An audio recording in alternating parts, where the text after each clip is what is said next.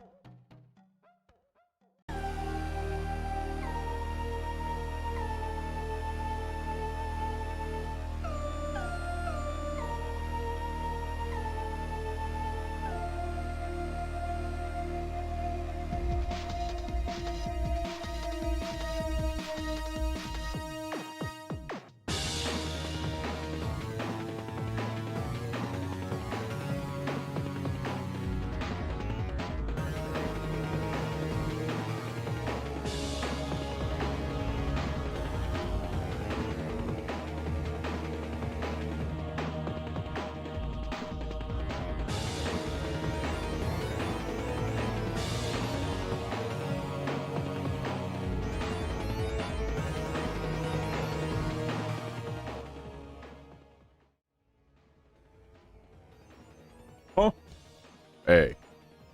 Yo. Yo, what up? It's Saturday. I got so good sleep. Or rather, my sleep was so good that I want to go back to sleep. It's goddamn, dude. This entire week has been very difficult for me to get some like, more than, like, 8 hours. But hey. Nice. You haven't? Smile. You spent the night hunting. Well, a hunter must hunt. You know how it is. It's like in Bloodborne. You know, like the one NPC. Anyway, dude. Hey. Yo, Omega! I wanted to ask you a question, dude, actually. Because I'm not sure if you heard that I'm going to be hosting the next Archipelago Async Randomizer session right after the stream. So, just so you're aware, if you want to participate, then you know what to do. You have, but you cannot decide which game. You have 3 hours, most likely. I mean, I'm lenient, right? If someone says they're interested, I'm willing to give them a little bit of time. No, you yap? What? I'm yapping right now. What? Hey. Okay, let me start over, dude. Hope everyone's doing well. Hope you guys are chilling. It's been a pretty chill day so far for me. It's just one of those days where it was pretty hard for me to get out of bed. And there's quite a couple of things I can yap about today. But 3 things are happening today. 3 things. So today, we're playing World of Goo. We're finishing that game off. We're right at the epilogue, so it's likely that I'll be finishing this game today. Right after that, we're going to be doing the tier lists of all the games for Season 2. 15 games in all.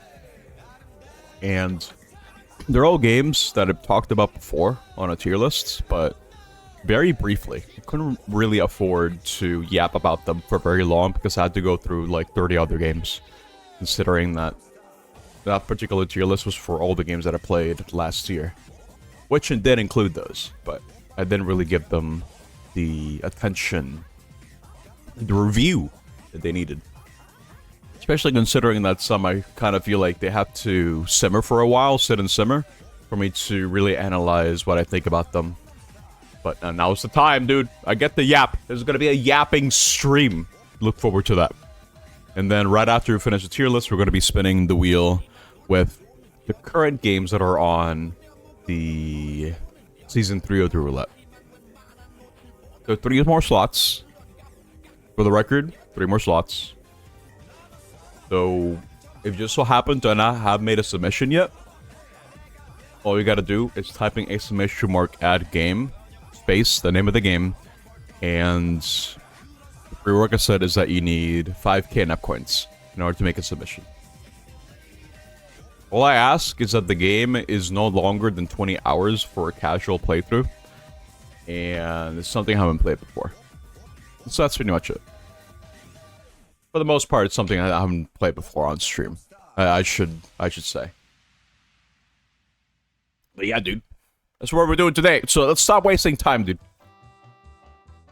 The yappening needs to stop. It's time to goo. My dude.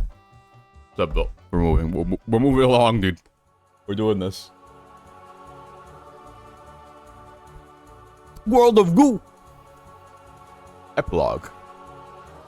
Before I actually get started, let me make sure that the splits are working as intended.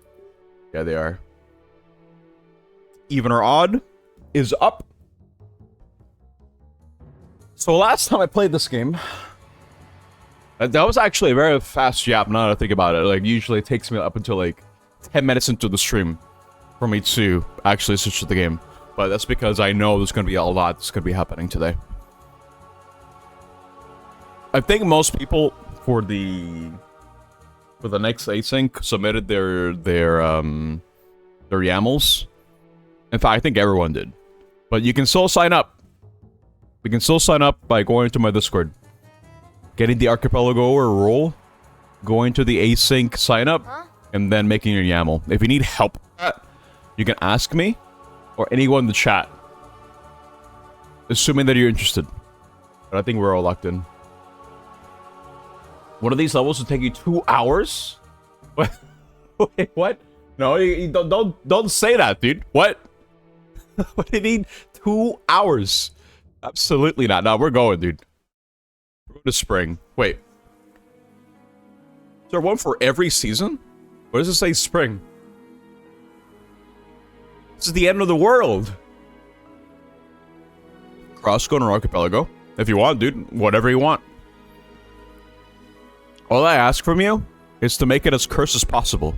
And Omega, can you do me a favor? Can you relay this message to M as well? Because she did mention that she wanted to join in for the next async. But I don't know if she's still interested. And I don't know if she's around. I figure you would know. So just let her know. She went offline? Oh, it's over. Infestida. Oh god. Wait, I need to sneeze. I need to sneeze. I need to sneeze. Hold up.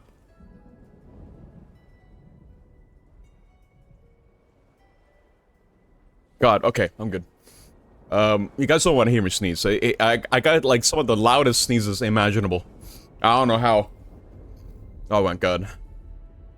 This is the tallest island in the entire world. And these must be the final 3 challenges. Oh, there's 3. They will be very difficult. You'll have to leave some behind. But that's okay. We're all in it together. I can see you, sign painter. You know, this is the end of the world. Everyone died. But, where is this sign painter? 3. Wait, what happened to your watch streak, Bill? Oh, no. You wanna play Dead by Daylight with her? This reminds you, would you like to play The Real Deal with you, or with me, Mana, and Washi? I could give it a shot, why not? I'm not opposed to it. We just gotta arrange this, you know? I need a date and time. What is the objective here? Do I gotta fly? I got some balloons. You missed one? Aw, oh, damn. Wait, well, which one did you miss, actually? Like 3 streams ago. What was I streaming before? So, before was Ace Combat. And before that was, Bloodborne. Oh, right, you did miss this World of Goo. Actually, this one. Yeah, World of Goo previous part. Yeah. Unfortunate. You missed your streak because of the Monday PSO stream. Yeah, expect that to happen again, by the way. Next week. We're gonna lock it in, dude. Get your mag. Hey, Stara! Get your mag, dude. We need it. Also, I think I'm not doing this correctly. Oh boy. How am I gonna do this, man? I'm actually not quite sure what to do, to be honest. I can't make this fly. I'm assuming I have to just fly. But I don't have many balloon goos. Anything out there 100 off stream is overkill. But I like that. Also, I think I know what to do. Maybe. There's some need to be sacrificed. But I don't know if I can agree with that. Okay. So, here's my plan. No, will this make sense, actually? Because I was thinking of, like... No, this is the same difference, isn't it? Like, you do this... Oh my god! You do this... But the problem with this... Oh my god! This is gonna fall. I think I just need to make this part in the middle. Okay, go back. Go back.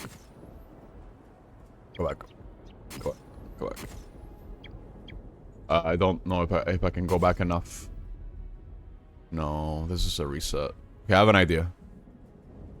I have an idea. 1 minute or 2 hours? No. Yo, keep watching, but we focus on the wilds. Okay, dude. Do what you gotta do. I understand. Hold up. What if I just made, you know, like a very gooey...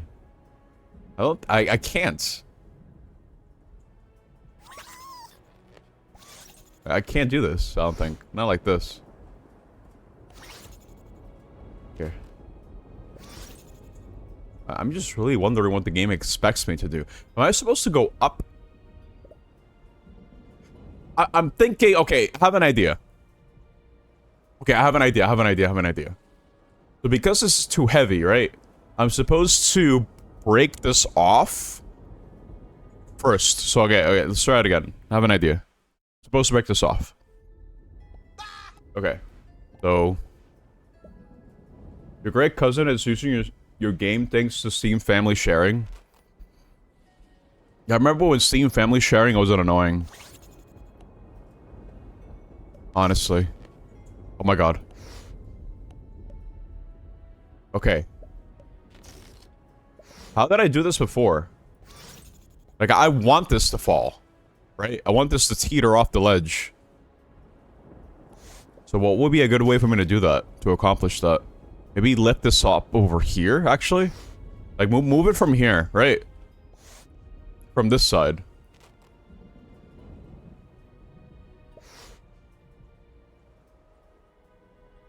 Whoa. Because once I remove that... Grab this. Oh my god. Wait. You know, this makes more sense, actually. Wait, hold up.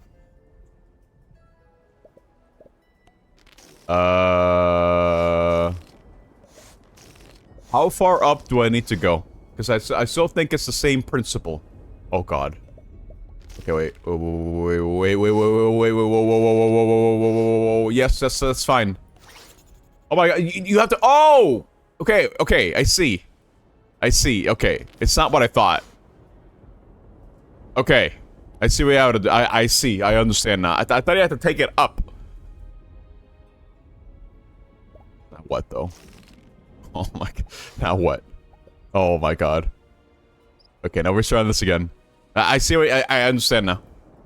I thought you had to take it up. Like, you had to, like, break it off and then bring it back up somehow. So it can keep going up. But that's not what you do. That is not what you do. Here's what you do. What I was doing before was fine. Right? So, bring this up. Here we go. Supposed to be improvement that lets you play with freedom. You can't even open it. I remember when I had to deal with these Steam sharing crap. That, the best solution was to go offline. Like, if you're the main account, you go offline. Okay, I need to understand something. How far away is the next one? I can make that right now. Wait, maybe... I want to say yes. It'll expand like this. Yeah, I feel like it'll barely make it. The telescope at the top of the island was supposed to be it's very far, but it can't. When a large corporation mysteriously exploded, the sky became filled with dust and smoke, and nothing can see past it. If only the telescope could get a little higher, we might see what's up there, and discover why the goo balls climb higher and higher, closer and closer. Sign painter.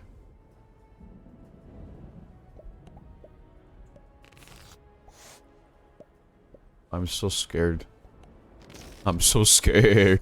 Okay. I think I need to extend it now, right? Yeah, I think I need to extend it a little bit. Like this. So I can actually hang on, you know? It'll be enough, right? Like, okay, hold up. Let me visualize this. I think it'll stick. But, I think I might want to do, like, one more.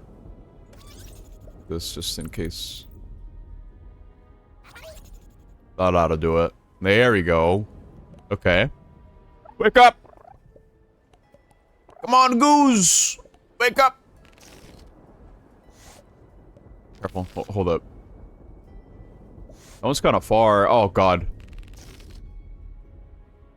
You guys need a little bit more. Oh, God. I might have made this a little bit heavier. Move it, move it, move it. Okay.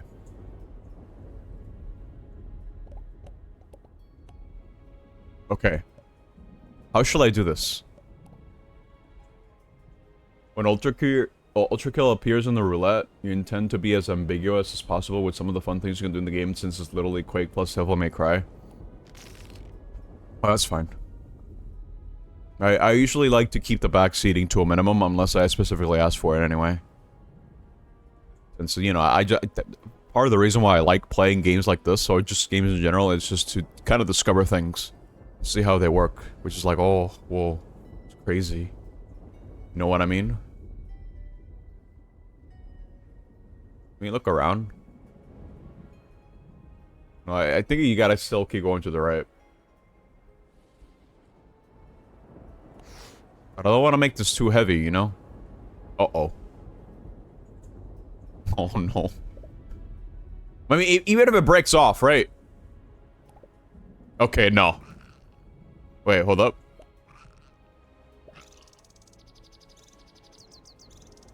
Maybe my plan will work. Hold up.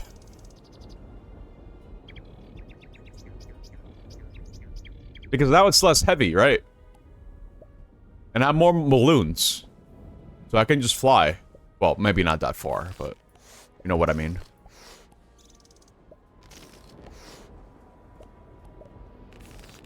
Okay.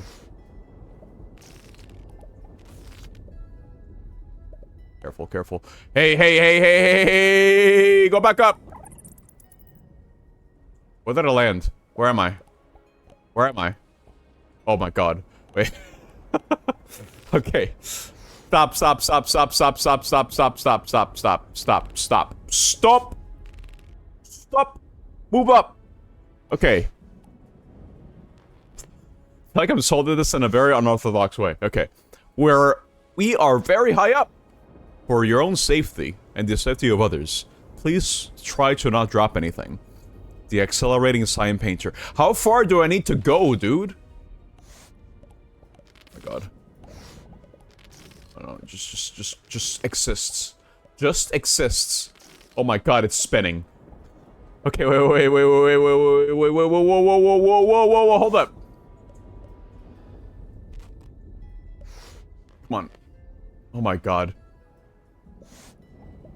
Bill, is this how you solve this?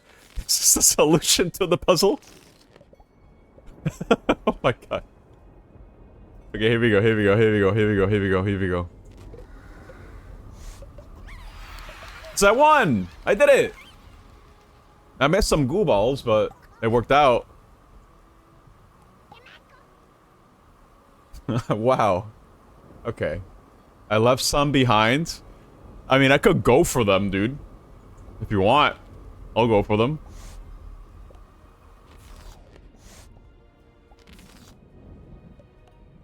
Oh my god. Alright, I don't care, dude. They're gone. Sorry. I couldn't grab them.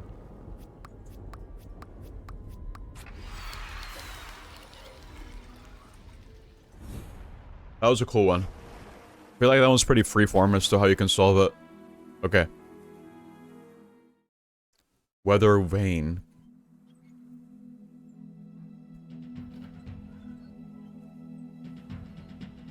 What is this? Sign painter. Oh my god. What? Remember when you found your first spinning kill blade? You were so young back then. Not that it matters. Nobody will ever make it to the other side. Can you see me waving? The sign painter. Oh. Okay. Oh my god, yeah. It's gonna be one of those. I feel like... Oh no. Oh no. Oh, dude. I already feel like this one's gonna be a problem.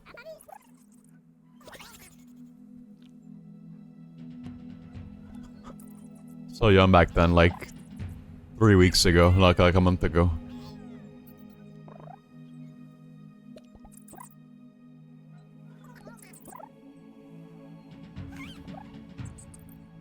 One friend who's a Monster Hunter expert is younger than you. Wake up! Wake up! Wake up! Okay.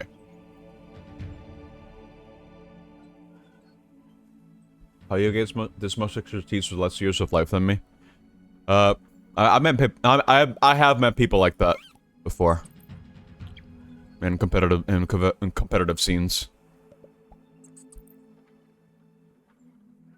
The way that I cope with it is that I attribute that with both intelligence and the fact that, considering that they're still young, I think they're able to retain information a little bit better. You know, their brains are still forming, you know? They're still developing. But once you reach the age of 30, it's just downhill from here, dude. It can be very hard to learn. Here we go. I'm also a new guy. But even then, like, I'm not a Monster Hunter guy in general. I feel like it's gonna fall! No! Stop! Stop, stop, stop. We need to improve the foundation of this goo. Okay. Oh, wow. I'm gonna need those magic balloons. But like, right now... I can feel it. I can feel it wanting to fall off.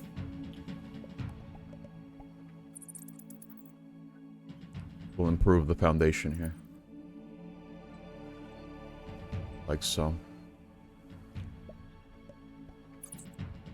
This is not an improvement.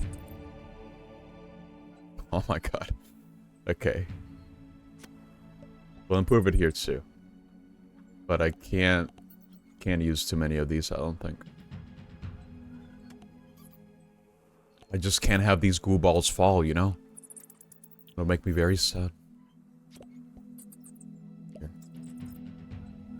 Got it? Okay. Here. Make it better. Like this. Whenever I see a teeter, I just get so worried. Oh my god. Oh my god! I don't trust this one bit. I don't trust my goose. When Warframe? I want to give you the default answer. Not anytime soon. Give me like maybe 20 years. Oh, Jesus. I think if I wait... Oh, balloon! Hold up. This will help me already. A little bit. Yeah, like maybe 20 years. Wake up! A contract. Dude, I don't even know where I'll be in 20 years. Wait, hold up. Bring this down a little bit. So we can get closer to these guys. Wake up, wake up, wake up. Okay. Well, I need to lay the foundation for this anyway. Bring it over, bring it over, bring it over, bring it over, bring it... Oh my god. I don't like this one bit, dude. Oh god. What's up, Shade? Are you guys excited for me to play Sonic Unleashed next week, actually? I'm excited to play it. It's like a new game for me. Technically it is. It'll be exciting. Get over here, guys. Can't wait. Yeah, dude. Here we go. Come on, goo balls. Ooh. And depending on how the wheel goes, because I'm gonna be spinning him. Oh my god! Oh! It'll be okay. Hey. Okay. It'll be okay. Keep moving. This is actually a very cool puzzle. I like this one. Hey. Hey.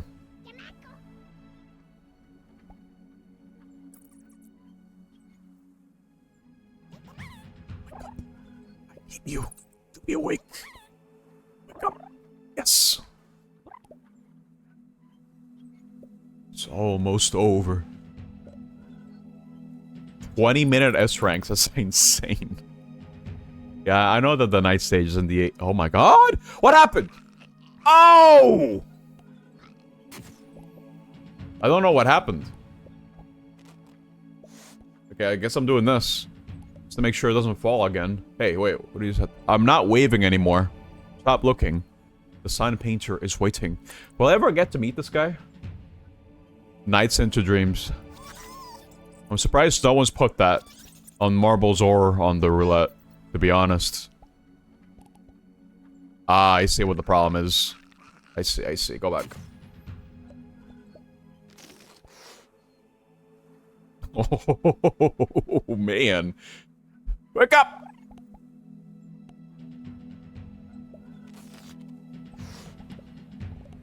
Okay. I kind of feel like that's too much. Yeah, maybe.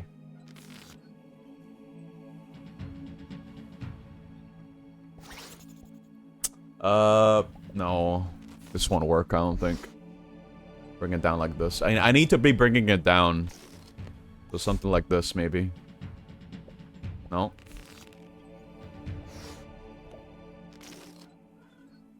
I need to remove these balloons first.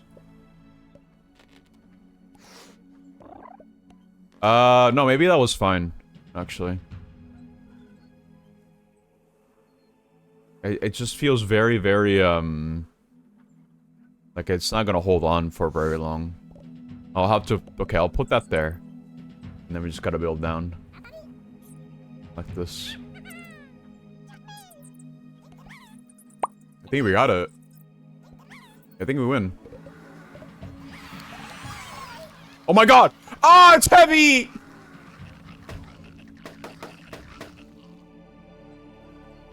We win. It doesn't matter. It doesn't matter. We won. I could have had like 50 in there. Oh my god. It's fine. We gotta beat the other one here. Horizontal Transportation and Innovation Committee.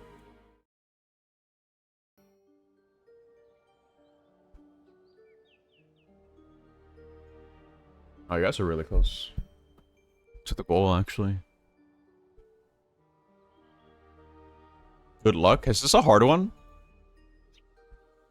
The raw, scientifically pure goo is all that's left, but they appear to be filled with hope and ambition. I remember when I used to have hope and ambition. Of course, they will never be able to build a bridge. It's probably best to skip this area and never come back. Nobody will even notice, but the sign painter will know. 1 minute or 2 hours. Is this the hardest one of the game? You only get one magic balloon.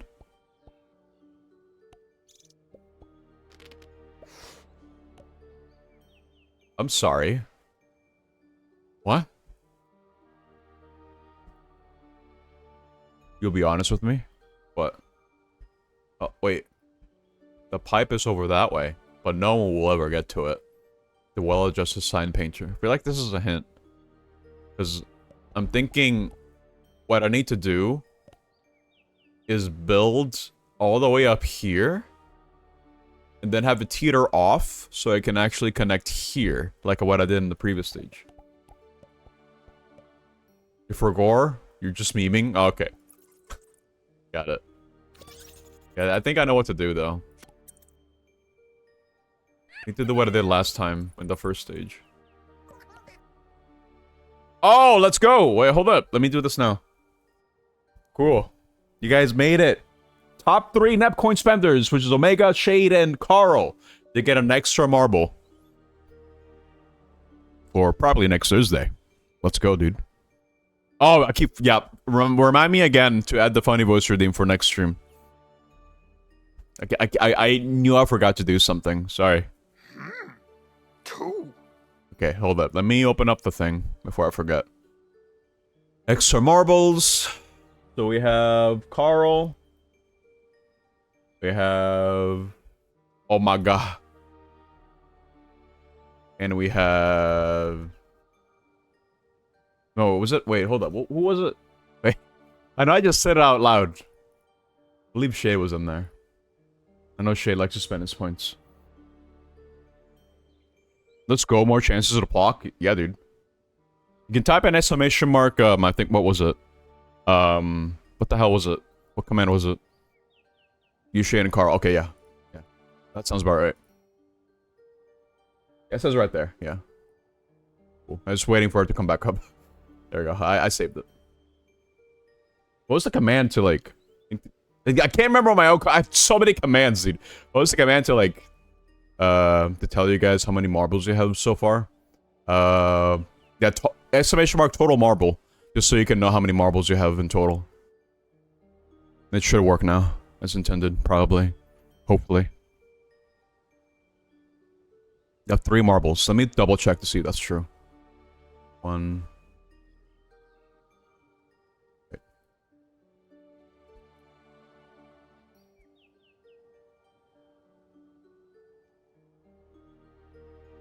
Add a +1 to that. Both of you, unless it didn't save. Add a +1. You guys have 4.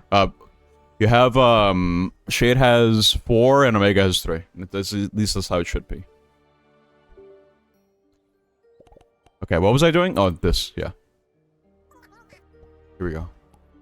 Okay, here's my plan. I'm gonna be building another bridge here, right? But it's gonna be an upward bridge. But I gotta make sure it kinda, you know, it kinda stays leveled for the entire way. Then I can use the balloon to make sure it doesn't have any problems. Like this.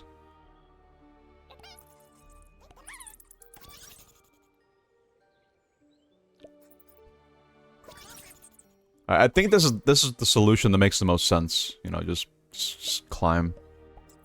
Climb. Climb.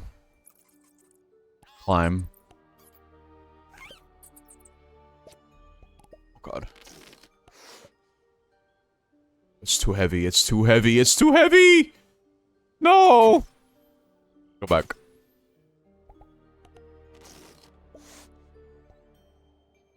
Wow, it's still too heavy. This one might be one I need to restart.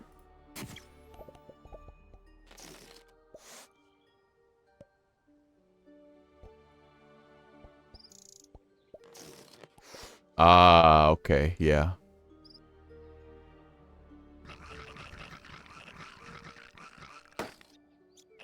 Something about them dying is kind of satisfying, I'm not gonna lie.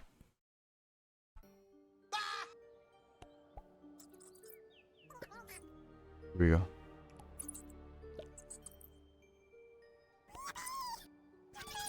Make it. Make it. Make it. Make it.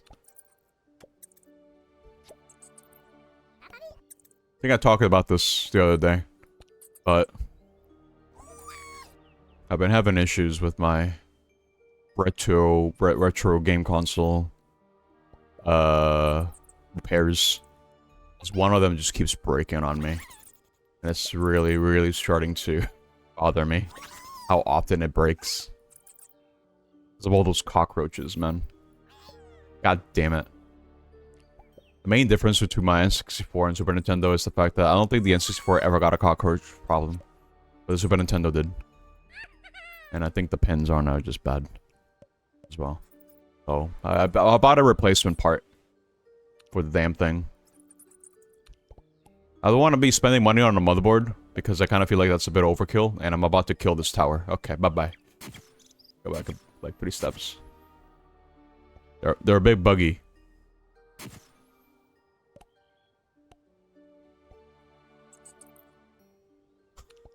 Yes. No. No, dude. Oh, this one's hard. I feel like...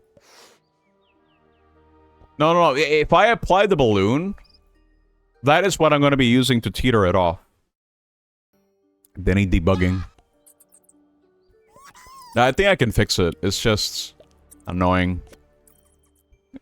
I don't know if it's cheaper for me to just buy a motherboard, right? A motherboard of the Super Nintendo that I have, and just replace it and just put in the parts that it needs.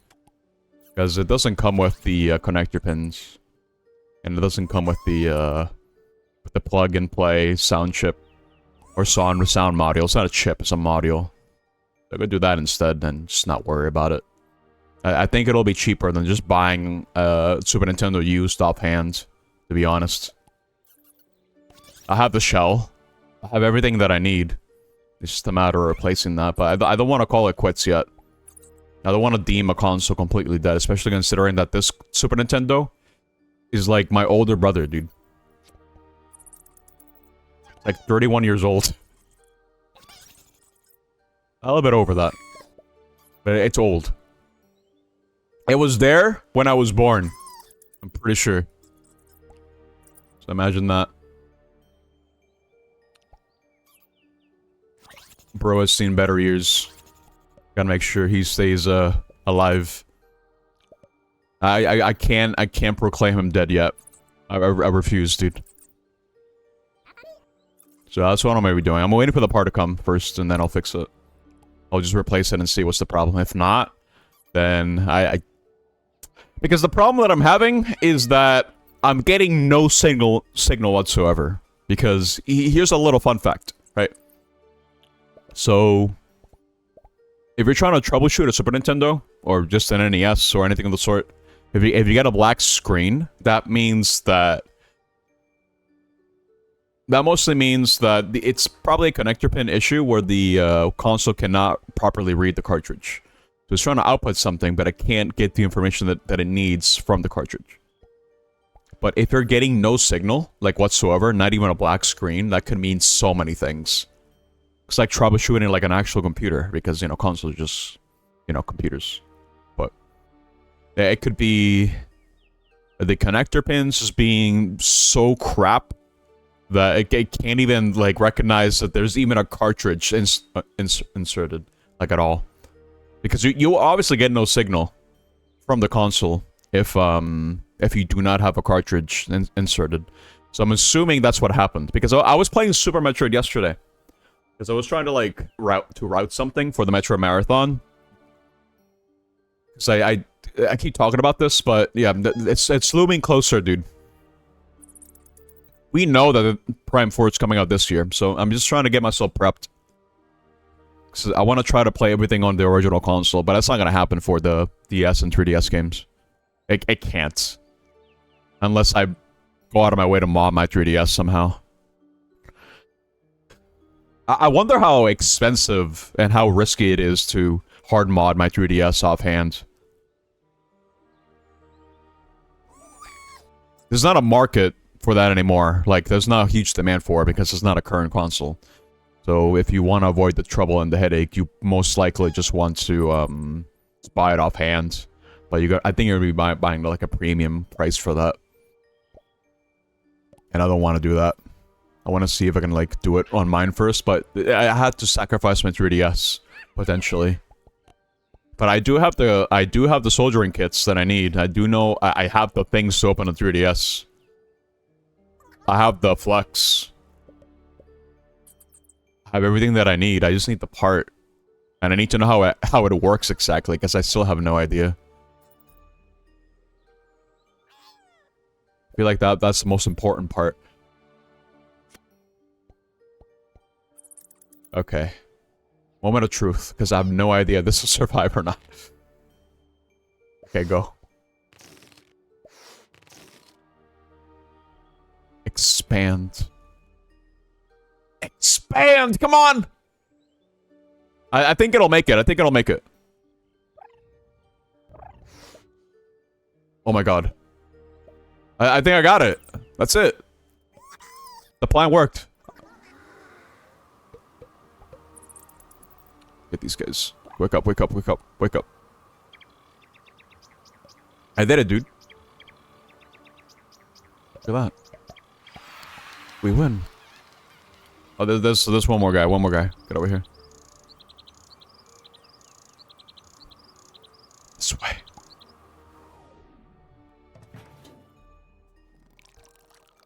I think there's one more level. Right?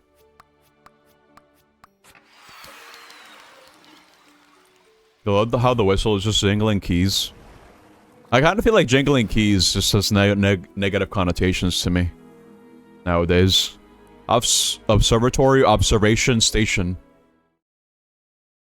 This is it! Wait, am I really gonna beat the game now? Can I really yap for 2 hours?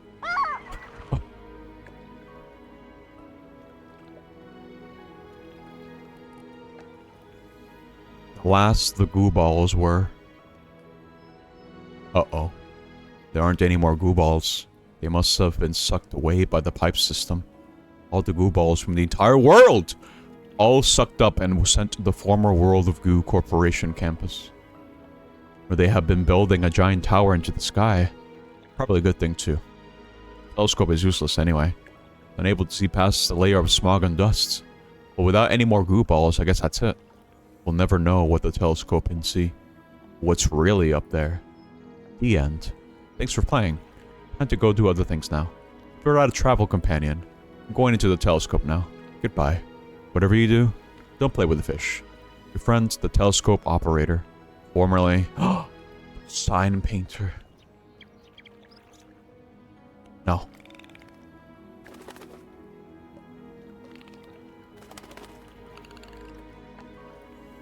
Let's let this up. Come on. Come on. Come on! Surely, right? I'm not really unplugging it, though. Oh, here we go, here we go.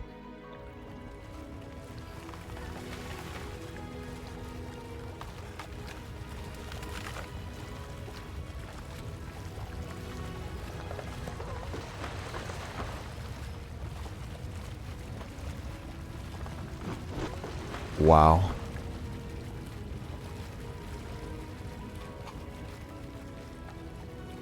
And I can't move up. Was that really this close to beating the game? Wait. As the telescopes drifted higher and higher, you could see very far.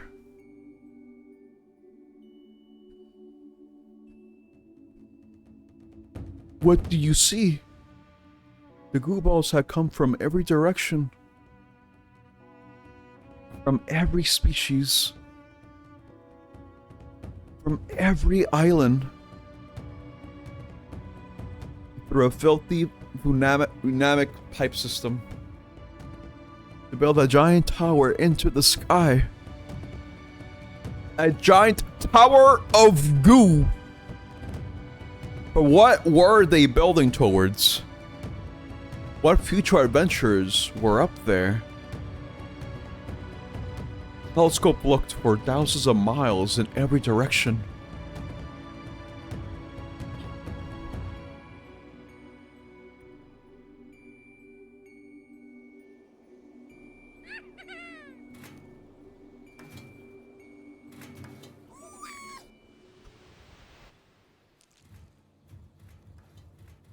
Did you kill him? Wait. You squashed him, dude, no!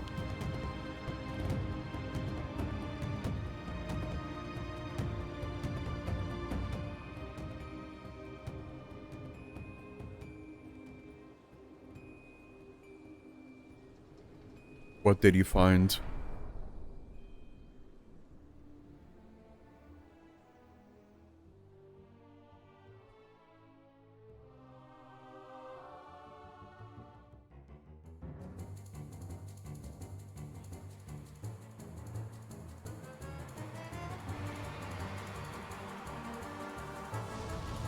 Another world of goo? Who?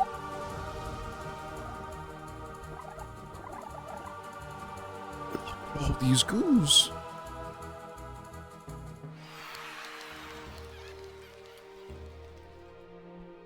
Wow. And it took like 14 years to get the sequel. Well, actually, maybe more than that. That's it. That is World of Goo. Beaten in like half an hour. Oh my god. If I knew it was that close, I would have just locked it in last time. But I couldn't. Because I needed to collab with Flora. Wow. Crazy. I'm gonna save my thoughts for sheep viewers. Are you serious, dude? Get out of here, dude. Leave! Ban him right now. Hold up. There you go.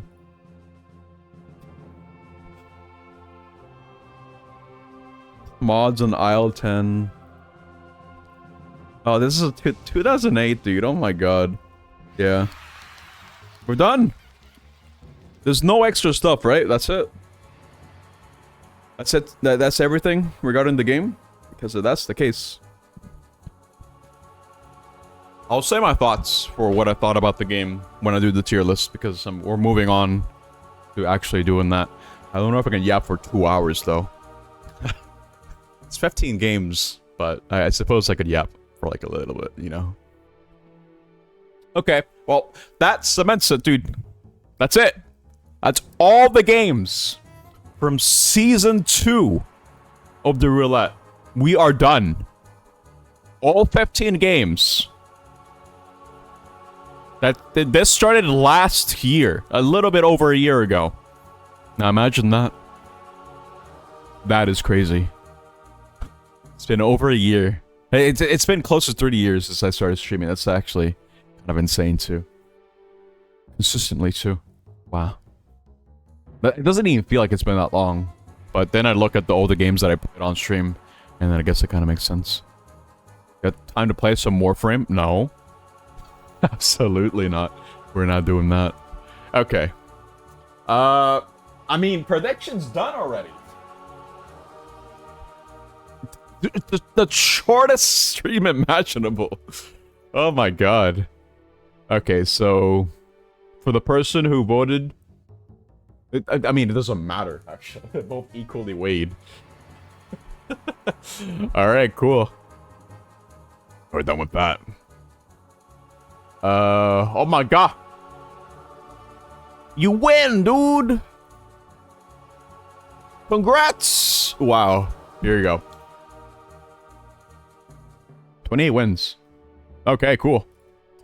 So we're gonna move on from World of Goo. I'll talk about World of Goo once I make it to the tier list. But, just to give you some quick thoughts, just so I don't have to stick around. I actually really enjoy World of Goo. I thought it was a cool puzzle game. Very creative, very cool. A lot of cool gimmicks. Every world felt pretty different. And honestly, kind of I'm interested in playing the sequel.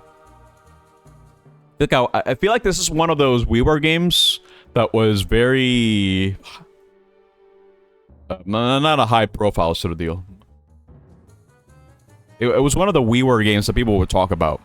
That's what I'm trying to say, because it was pretty good. Very nice. I think the game is a cool physics-based puzzle game. Very cool. That's it, though. We gotta move on to the yappening. We're yapping right now, dude. Alright, cool. Let me just switch categories. And then we'll properly go. Just real quick. Let me just close this. Hello, Cord. It's time! Let me close the game. Let me switch screens as well. Let's do it, dude. I don't know what song is gonna be playing. Collect your Nepcoin paycheck? No. Absolutely. You haven't even spent them. What paycheck are you gonna get? Absolutely not. Okay. Again, I don't think I can get for 2 hours, because I am going to be talking about 15 games here, which, I mean, at most, one game might be like 10 minutes, maybe. Because I did talk about a lot of these games that are over here. These are all the games that I played for Season 2 of the Roulette, by the way. Every single one. Is right here. I didn't come in. He doesn't know. Okay, dude. But yeah, I did talk about this before, but not in detail. Because I was making a bigger tier list in this for all the games that I played in 2024. And some of these were included already. But I didn't really give them the time of our day to really talk about these. Why do you not remember? Oh yeah, Toonie Nut. Yeah, Toonie Nut, dude. We'll get to that. I was gonna say I was gonna do this in the order that I played, but I don't remember. I didn't bother looking it up either. So I'm just gonna ham it. I know that Grab by the Ghoulies was the first one, I think. So we'll talk about this one first, since it's been over a year. And I think it helps for me to talk about these games like as I am now, because it actually gives me time to really think about what I played and then rank them accordingly as to how I enjoyed them. Because that's going to be the metric I'm going to be using. This is based on enjoyment and how fun it was to stream as a stream game. So both are very important. So Grab with the Ghoulies was a very notorious title for the Xbox. It came out during a time where the well, what's the word I want to use here? I want to try to keep this light. Where the gaming space was leaning more towards edge, you know, tried to seem more mature in a more artificial way. Now, I don't know if this was before GTA 3, because GTA 3 marks a turning point in the gaming industry, where every other game needed to be gritty, needed to be more edgy, needed to seem more grown up. It was like the teen years for the industry, if anything. You know, like their teen phase, the greatest nut. So, and I think Grab of the Ghoulies was kind of hit hard by that, if you ask me, because it's very childlike, right? In its presentation, it's very silly, and it's also not very gritty. As for the game itself, I think it's fine. I mean, again, I kind of feel like it gets a lot of flack. Yo, Brisket! You made it, dude! You made it to the yappening. Let's go. Hope you're doing well. Hope you had fun with Wilds yesterday, dude. Right now, I'm talking about all the games that I played from my from games some of you submitted. For context, these are 15 games that people specifically requested for me to play in the span over a year. I'm going to talk about them now. Just trying to rank them, you know, because I kind of feel like this is fun for me to do, to reminisce over the games that I played that you guys suggested. Because for the most part, I think almost every single game in here are games I never played before. I played this one out of being a Zelda game, but everything else, it's all new to me. That being said, going back to Grab with the Ghoulies, it had the unfortunate circumstance that this is the first game that Rareware made after the Microsoft buyout. And considering the Xbox was being pushed as a console for, like, the guys, cool gamers, you know what I mean? Grab with the Ghoulies kind of stood out as not really being really all that cool. And I think it's kind of unfortunate, because if you are a Rareware fan, you know, back in the 90s, I kind of feel like this is a cool game. It's the best way that I can describe it is that it's like a museum for Rareware, because there's a whole bunch of little cameos and references to their past titles. You know, the ones that are not Nintendo related, like Donkey Kong, because they didn't make those games. But it's like a gallery as well. Has a cool little references. I kind of feel like the puzzle elements as well are pretty interesting with the way that I have to deal with the ghouls and ghoulies and all the enemies in the game. I feel like it was fun. Very cool. Kind of a shame that I was kind of slept on, because I feel like the game is fine. It's not Rareware's best, for sure. But I feel like it's fine. I had fun with this. I don't see myself replaying it necessarily, but I still feel like it would have been better received if it was a GameCube title. Because the GameCube, you know, despite it competing with the Xbox and PS2, still kind of leaned more towards, you know, be more family friendly, which I kind of feel like Grab with the Ghoulies was a better platform for. But, you know, business politics kind of led one into the other, and Rareware was bought out by Microsoft. I kind of still feel like Nintendo really took a big L doing that, because they did nothing about that, dude. But again, it's not my place to say. Grab with the Ghoulies, just by looking at it itself, I think it's fine. It's very cool. I enjoyed it a lot. Man, I can't wait to play more play more of the Xbox Rareware titles. Because I know Cord wants me to play Nuts and Bolts. Nuts and Bolts will be very interesting for me to play once we eventually get to it. Because I kind of feel like that's kind of a more of an eventuality thing. And... like, we people meme about it, right? That it's like, oh, it's not Banjo 3. It sucks. It doesn't play anything like Banjo. It's just cars. Who cares? But I think with the benefit of hindsight nowadays, where it's kind of like, yeah, I think people calm down. I think I can probably look at the game through its own lenses, which is gotta be the goal here, really, when it comes to this overall ranking of everything here. Anyway. But yeah, we'll eventually get to that. Yeah, Donkey Kong Racing was also canceled as well. And it's just a mess. I'll probably put Grab of the Ghoulies like a solid B tier, if you ask me. I wouldn't call it great, but I wouldn't call it bad either. It's neat. It's cool. I had fun playing it. Maybe I'll play it again at some point, but not anytime soon. Next game I want to talk about is probably Toonie Nut. This one. So, Oracle of Ages. Now, between the Oracle games, the one that I played the most was actually Oracle of Seasons.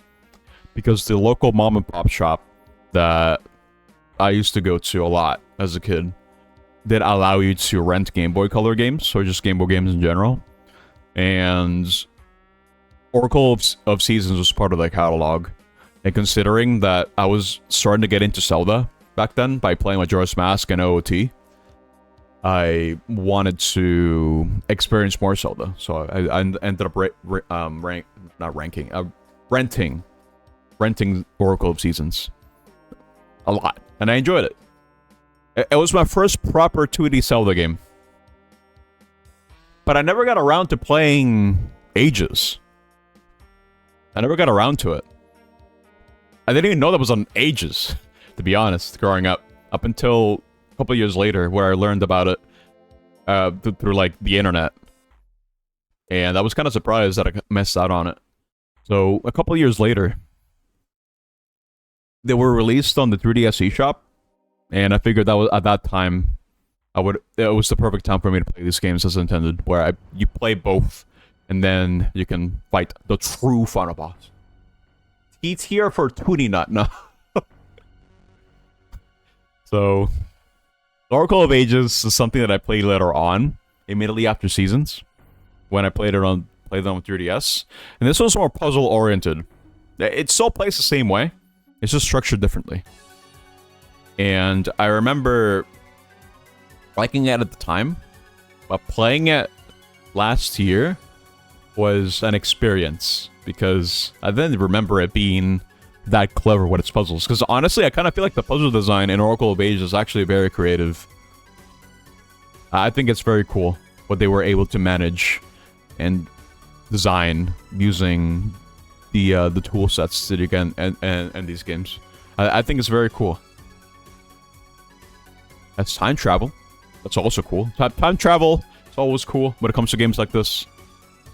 Because it's not the first time that Zelda has done something like this, where you have two different overworlds that you switch between two. Because that happened with Link to the Past, Link Between Worlds. Maybe a couple other ones that I can't remember off the top of my head. But I think it's a cool idea and concept, and I think they executed very well here. It took me a while to beat this game as well. A lot harder than I expected it to be. But it was fun. Definitely a highlight from this stream is the Toonie Nut. Because this is when the nut obsession started happening, I feel. When we got to the volcano village with the Toonie Nut, Hey. that is when the nut started happening. What's Toonie Nut backwards? Toonie Nut. It's the main sticking point of Oracle of Ages, honestly. That's the thing we remember it by. You know what I mean?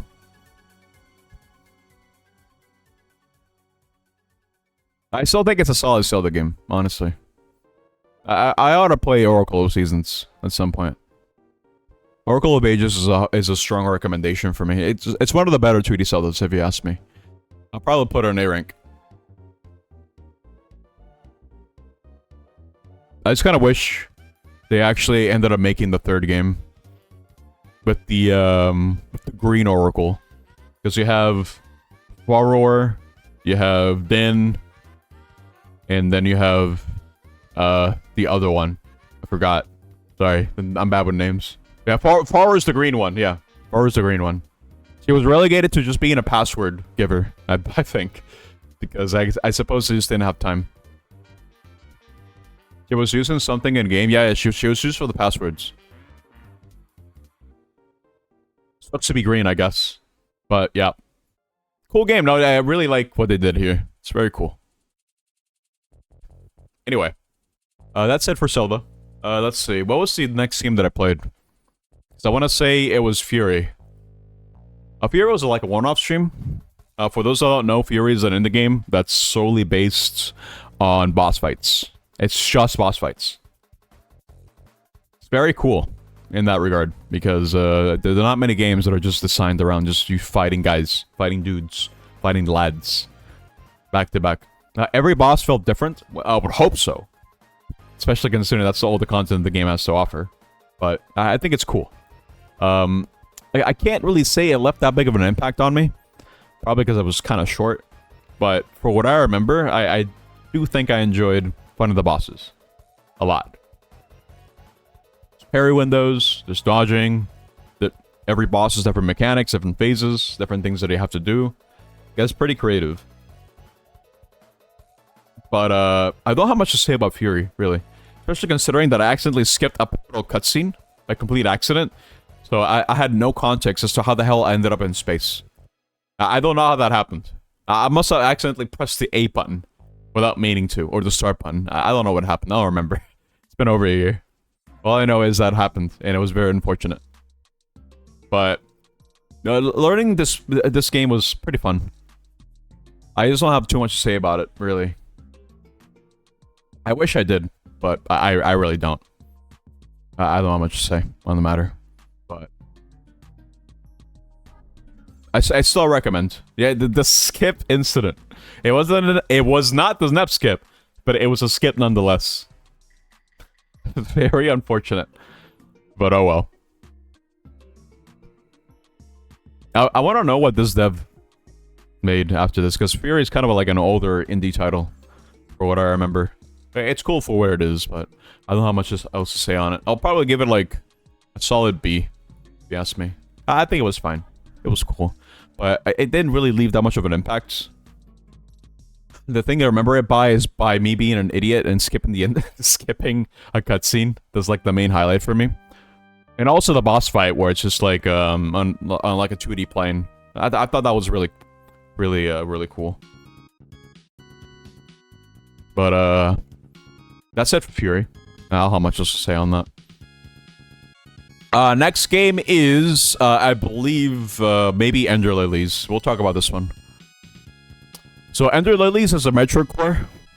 It's the only Metroid core in this list, now that I think about it, by technicality, by design. Ender Lilies was on the back of my mind for quite some time, because I did hear good things about it over the years. It being a solid Metroid core. But for me, I have very high standards. Very high standards as to what I would consider a good Metroid core game, which I like to mention every now and then. I think what defines a good Metroid core game is the fact that it needs to have good movement. It needs to have a good map that complements that movement. And the map needs to be designed in a way that advocates for different paths for different playthroughs, depending on your skill level and map knowledge. A lot of the Metroid core games that I played over the years can't really balance between the two of them. The two of them being map knowledge and movement knowledge that allows you to exploit and get to areas earlier than intended. I kind of feel like they lean more into the former. Where it's just you know the map, you know how to get how to get to things. I honestly feel like Metroid's is the best one that does it in that regard, because there's a lot of tech that you can learn and stuff like Super Metroid, where you can get things in completely unintended order. I think that's very cool. Fury B, it's your fault for skipping the cutscene. No, I was just talking about how I think it's a cool game, Consummate. It's just the cutscene skip and the fact that it was a one-off, and for as close as I thought the boss fights were, I don't think the game left that much big of an impact on me. Hello, though. But I was talking about what defines a good Metroid core game for me, and I think Ender Lilies was able to fine-tune that balance. Now, I haven't given Ender Lilies another playthrough in order to see whether or not it actually meets that balance between map knowledge and mechanical knowledge, so that you can actually explore your own leisure. Because part of what makes Metroid cores for me is the routing aspect. Just thinking about, now that I have this, I can go here. And then just trying to, like, optimize the routing as much as I can. I mean, that's what made Metroid games so appealing for me growing up. And what made me love this particular genre of games to begin with. Yeah, La Mulana is probably like the closest second that I kind of feel like does it the best in that regard, with that balance. That's why it's like one of my top games ever. Not just indie games. The music is peak. I don't remember the music from Fury. I don't remember. And the release map is really good. I agree. It's hard, dude. It's hard to come across a Metroid core game that has a very well, neatly designed map, because it's all interwoven together, in both literal, in the both literal and figurative sense. Because if you do not have a strong map, you do not have a strong Metroid core game. But the map has to complement your movement. It needs to also complement the key items that you get that opens up more of the map. It's a genre that every indie game developer does, but it's really hard to get right. There are a lot of moving pieces that you have to consider when it comes to designing a Metroid core game. I'm speaking like I'm a game designer. I'm not. I'm just telling you what I like. I'm using Super Metroid as my basis because I feel like that is the exemplary example of what it means to design a game like this.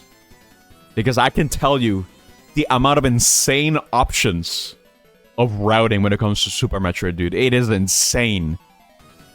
Depending on your map, and it's mostly mechanical knowledge, honestly, when it comes to Super Metroid, if anything.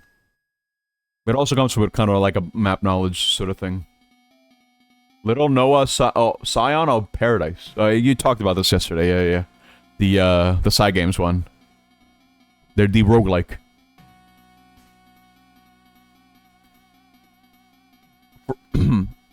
But for a lot of the Metroid core games that I played, I'm going to be using Hollow Knight as an example. I think what makes them good, at least the indie ones that I played over the years, is the fact that that sense of discovery and just seeing more of the map. At least for the first playthrough, where you're just like, oh my god, there's more. And then once you get to the second playthrough, you can use that knowledge in order to see where exactly you can go, now that I have a better sense of the map. And the routing aspect is what makes it the most fun for me. It's, at its core, it's exploration, and exploration is a key element that I enjoy when it comes to games. You know, that sense of discovery. Let it be just exploring a level, or just explore mechanics. Just, you know, that sense of curiosity is the thing that keeps me playing, more or less. It's a Souls-like. Wow. That's right, because lore. It's spread out all over. Like Hollow Knight. A lot of environmental storytelling. You can piece the story together. It's cool.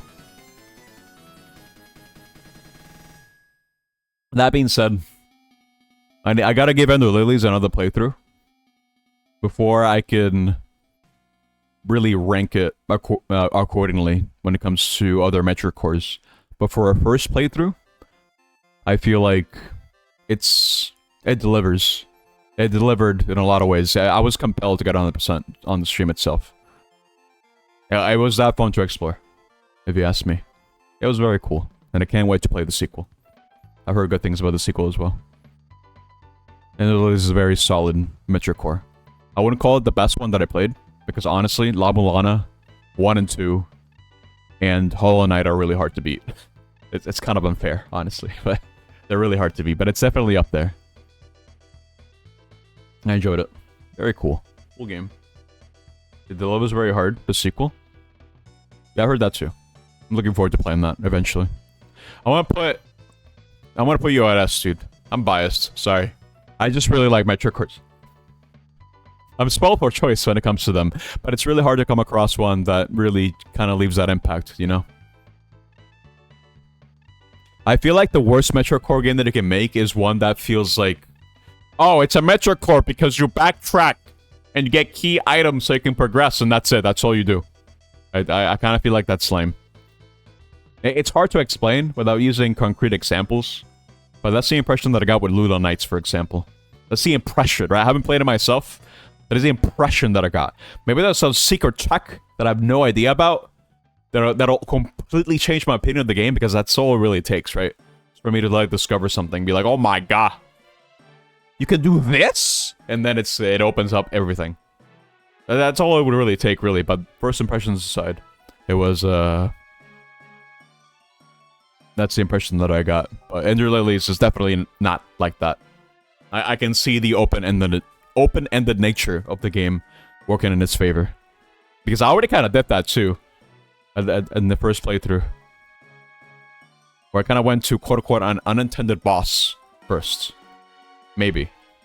But it's kind of designed around that, which I also feel like is pretty hard to do, especially considering that this is more in line with like an IGA game. I can't say the name, dude. Castle Core. IGA. You know what I mean, dude. If you play Castle Core, you know what I mean. But in the sense that it has RPG mechanics. And balancing that around that is kind of hard. Hollow Knight is more... It leans a lot less into that because there's no leveling. There's no EXP that you earn. There's no, like, numbers, necessarily. Oh, that is invisible to you. Same thing kind of goes to Metroid as well. Like, Metroid proper. It'd be weird if we ever see numbers in a Metroid game like that, but I'm not expecting it. You don't know what I mean? I'm not gonna say the name. You know the ones, dude. Symphony of the Night, for example. That's the core example. You have RPG mechanics. You have different equipment. You have different equipment that affects your numbers, the damage that you deal, how much damage you take, etc., etc. With numbers, right? That are not just like 1, 2, 3. You know, you have like big numbers. The what? Not the Metroid core. The Symphony of the Night. Yes. No, that's the wrong one. Not X. No. X. This is not X. Yeah, you get what I mean.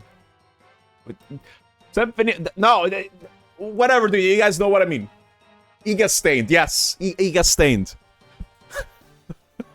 It's like blood-stained as well, in that regard.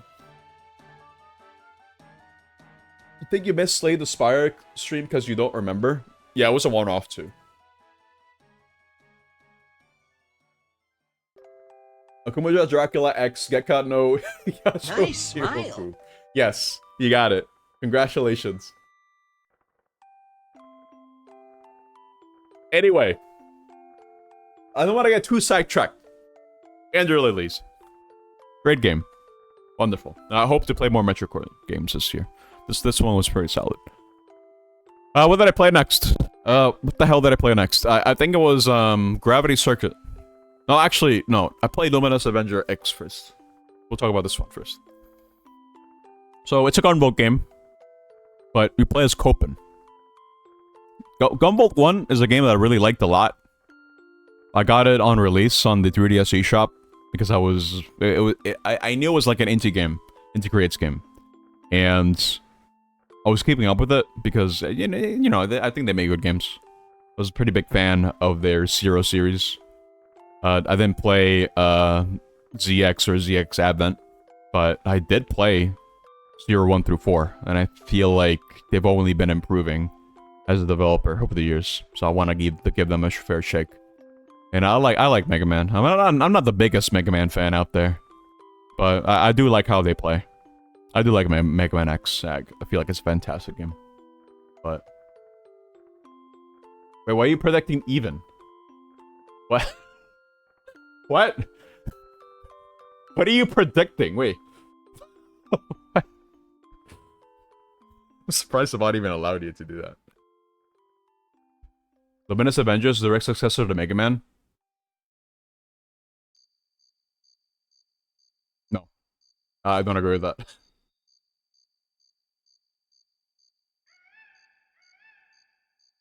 Not necessarily. I kind of feel like it can be really its own thing. The way you play them is so different. Structurally, I guess you could argue they're the same. Because you have stages you can pick. And then you're like, oh. But then we do the stage, we beat the boss, and then it's rinse and repeat. But that's more surface level than anything. Because I kind of feel like Gunvolt is more of a...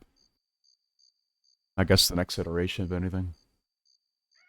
No, I wouldn't call it... No. The direct successor of Mega Man X is Mega Man 0. 100%. Semantics. Whatever, dude. I kind of feel like Gunvolt is its own thing. That being said, I really enjoyed the first game. I liked the second game a lot, as well. I never got around to getting the true ending, because I couldn't figure it out. But I liked the second game. But I kind of fell off from the series, because, I don't know, I don't remember. I mean, again, I'm not the biggest Mega Man nut. 100% Mega Man 0? Bro, I'm gonna be yapping for like 90% of the stream because I'm just gonna be grinding for the stupid weapon level ups and the stupid like materials to level up the cyber elves. No, dude, I'm good. I am not 100%ing Mega Man 01. Absolutely not. I don't even think Omega would be crazy enough to request for me to do something like that. The Luminix Avenger X. The first one, these stages are kind of linear, dude. That's for sure. I feel like I enjoyed the Copen stage a lot more in Gunvolt 2. But that's probably because Copen felt pretty fresh to play. Because this is more or less the same thing, if you ask me. I think the coolest part about Gunvolt Chronicles, this one in particular, is that it's an alternate timeline to the events of the main series, of the main Gunvolt games. How things play out. You did not mean 100% Mega Man 0, you mean 100% Mega Man 0 is the successor to Mega Man X. Okay, never mind. It's just whenever I'm sorry. It's just whenever I see 100% a game, I get reminded of Bsops tell me to 100% tie. And I'm just like, I gotta get defensive. I gotta lay the foundation and say, no! I don't want to do that. Tie 3 soon. No. Absolutely not. But yeah, I agree, Omega. I think the stages are linear. I feel like these are games that you have to play more than once for you to kind of appreciate them a little bit more. Kind of the nature of how these games are structured. But I kind of feel like this game, it was alright. I'll put it like a B tier, if you ask me. It was alright. It was cool. You know, in hindsight, it's been like a little bit of almost a year since I last played it. I think it's alright. It's cool. It's not as good as one of the other games that I really like here, honestly, because it didn't feel as good to control. But anyway, how about we talk about the next one? Let's talk about Slay the Spire real quick, because I kind of feel like this one will be really quick. This one was a one-off.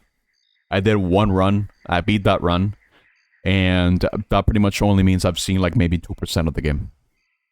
So if anything, it was more like me checking the game out more than anything. I never got around to actually playing the game more. Even though I said I would, but you didn't hear that from me. But for what I played, it's cool roguelike. Cards. It's cool. It's very interactive. It was a very interactive stream. Yeah, it's nothing. It's like 2%. Even then. I feel like this is a game I need to revisit. Like playing Loop Hero once and being like, yeah, you've seen enough. Yeah, exactly. It's the nature of being a roguelike, right? Like, you can't just do one run. You gotta do more. But I kind of figured that's just something I can do on my own. If anything. Because I didn't really have a goal, right? The goal was just to beat, quote-unquote, beat the run. And I did. And I figured, you know what? No, let's move on to the next one. Because I don't know if I can make 100 parts of Slay the Spire. Yeah, that's the nature of it. Of a roguelite and like... But, I mean, I enjoyed it. It was a very interactive stream. I know Joey was answering all my questions. A lot of things that I wondered. It was a lot of thinking. A lot of brain. A lot of brain happened during Slay the Spire. Just trying to understand how the mechanics worked and just trying to understand what the cards meant. Yeah, it was fun. It was a fun process to try to break everything down and try to make decisions based on that. It's fun. It's cool.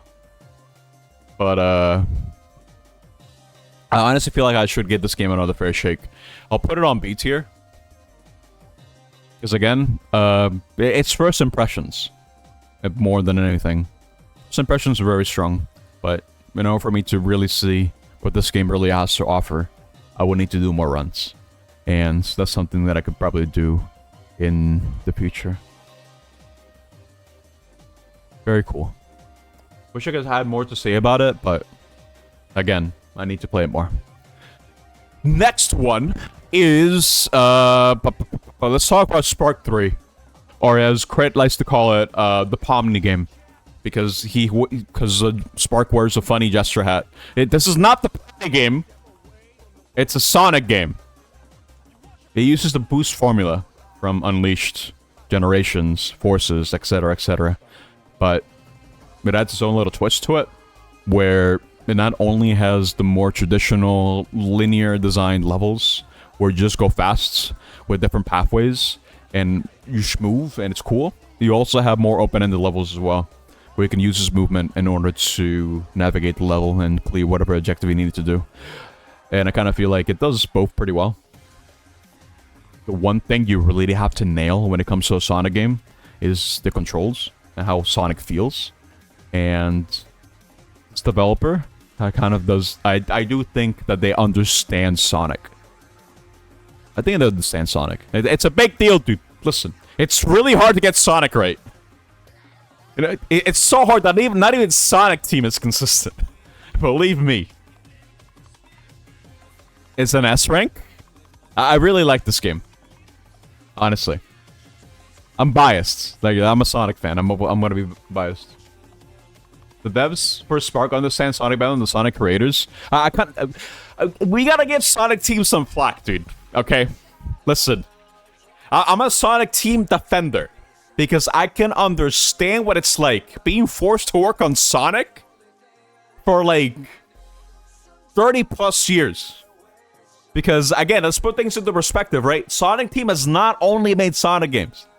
They made Knights. They made, Belly Hatcher. They made, Burning Rangers.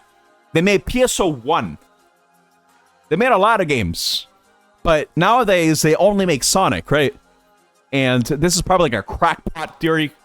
But I'm assuming the reason as to why we got a very experimental phase during the early 2000s era of Sonic games, namely with Unleashed, with what else? With Lost World, with other games in the series as well, is because Sonic Team just really wants to cook different ideas, and Sonic is just really the only IP that they're really allowed to work on nowadays. And it sucks. Because they could just lean on what works, and they did. That's what Generations is all about. Them refining the boost formula. It's probably like the best it's been, arguably. Up until Sonic X Shadow Generations, of course, because I feel like that is actual peak boost era Sonic, 100%.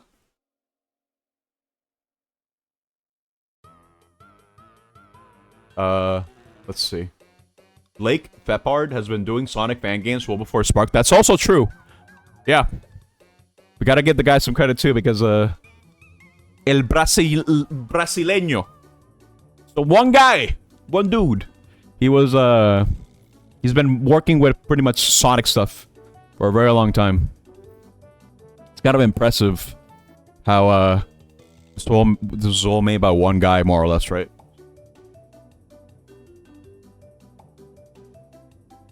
Nice so favorite side project from Sonic Team. I have to yet to play it, and I hope you're talking about the Saturn one and not the Wii one. I've heard some mixed things about the Wii one. I don't even know if that was made by Sonic Team. That might have been outsourced. I don't know. All I know is no one talks about it because it's bad. Unleash was a great 3D Sonic game. You're dying on this hill. The Werehog faces does not lean on and on to the point of making the game bad for you. It depends which version of the game you played. Because, for one, the standard definition version of the games, which is the Wii and PS2 ones, were not as long. Like, that's not even an understatement. Honestly, like, the night stages in the HD versions of Sonic Unleashed can last a little bit. You know, maybe like an hour, depending. But, we'll find out what my opinion is on the HD version of Sonic Unleashed, because I never got around to playing that on Tuesday. A 20-minute S-ranks, dude! It's insane! It's nice. It would be a much better game if you could zoom out. Yeah, Kai doesn't like nights. Ens doesn't like nights. Maybe I'll like nights. You play both the old and new ones. Wait, old and new. Wait, what? I'm assuming it's talking about standard definition and HD. Oh wait, no, they talk about Knights. Never mind. Sorry, they were talking about Sonic Unleashed. Standard and HD. They both came out at the same time, so I'm kind of sitting here like wondering if you were talking about Knights or Sonic Unleashed. But yeah, how about both? Okay, all right. Not that you hate Knights, the camera makes it super obnoxious to play. I understand. It's one of those. Okay, Knights is like Sonic coded, dude. Where it's like, it's a game that you have to keep on playing so you can understand how to do things, right? You can't just do it once. At least that's the impression that I'm getting. It's Sonic coded. Anyway, I'm getting so sidetracked here, dude. Spark 3. It's the first Spark game that I played. Kind of a weird one to start with because there's Spark 1 and 2. I think Spark 1 is more of a traditional 2D Sonic game. I think I might want to check that out at some point. Spark 3 got kind of wild with the story as well. I'm like, huh? The entire time? I mean, I get it, but at the same time, huh? I feel like I'm missing context here. But Spark control very well. But that's the point I'm trying to make. Cool game. It has combat. Kind of weird. Not gonna lie. I think the combat is the... I just remember the game had a combat. It had actual combat. I actually did not remember that. Kind of feel like it doesn't really add much to the game if you ask me, but everything else I think was pretty solid. Can't only do it once, but you are also stuck with your face against your TV. I did that as a kid, dude. That's why I wear glasses now. I was so immersed playing Super Mario 64 that I needed to play as close to the screen as possible so I could see... So I could see every polygon on stream on my very small CRT.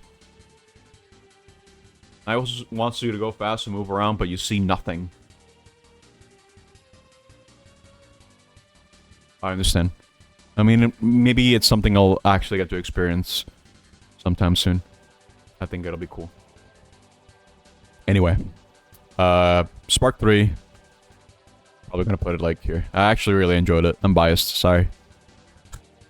I'm a Sonic fan, of course I'm gonna like it. What else did they expect, dude? It starts with S. S belongs in S, dude. Just like what A belongs in A. Slay the Spire, I mean, it could be S, but can't really say. Can't really say if it actually belongs there. It's expected. I liked it a lot. When it comes to Sonic games, you have to nail the controls. But it's not just about the controls, right? It's also about diverting paths, about level knowledge allowing you to do cool crap. Being like, oh my god, I can go faster by going into this path.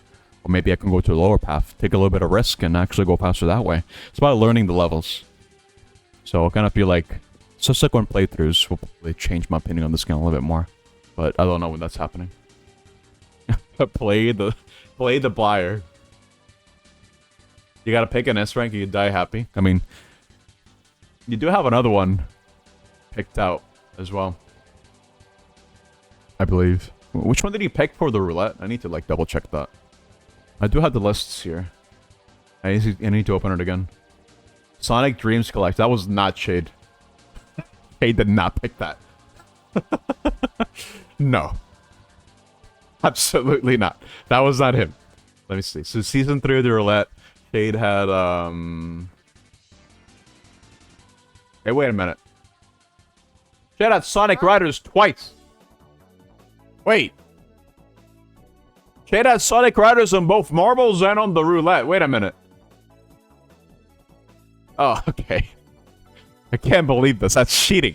Wait. He really... We could do that? No! That's... Shade, I'm guaranteed to play Sonic Riders. I would suggest you change your marbles, because might as well, right? Because if you win marbles, like, that means I get to play 2 games from you.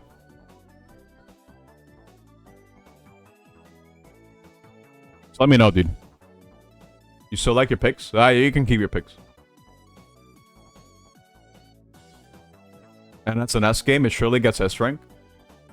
Oh yeah, this felt as Sonic Dreams me side. To be fair, you thought the one you picked for was for the wheel. Oh yeah, that's fine. You can just let me know what you want to change for marbles.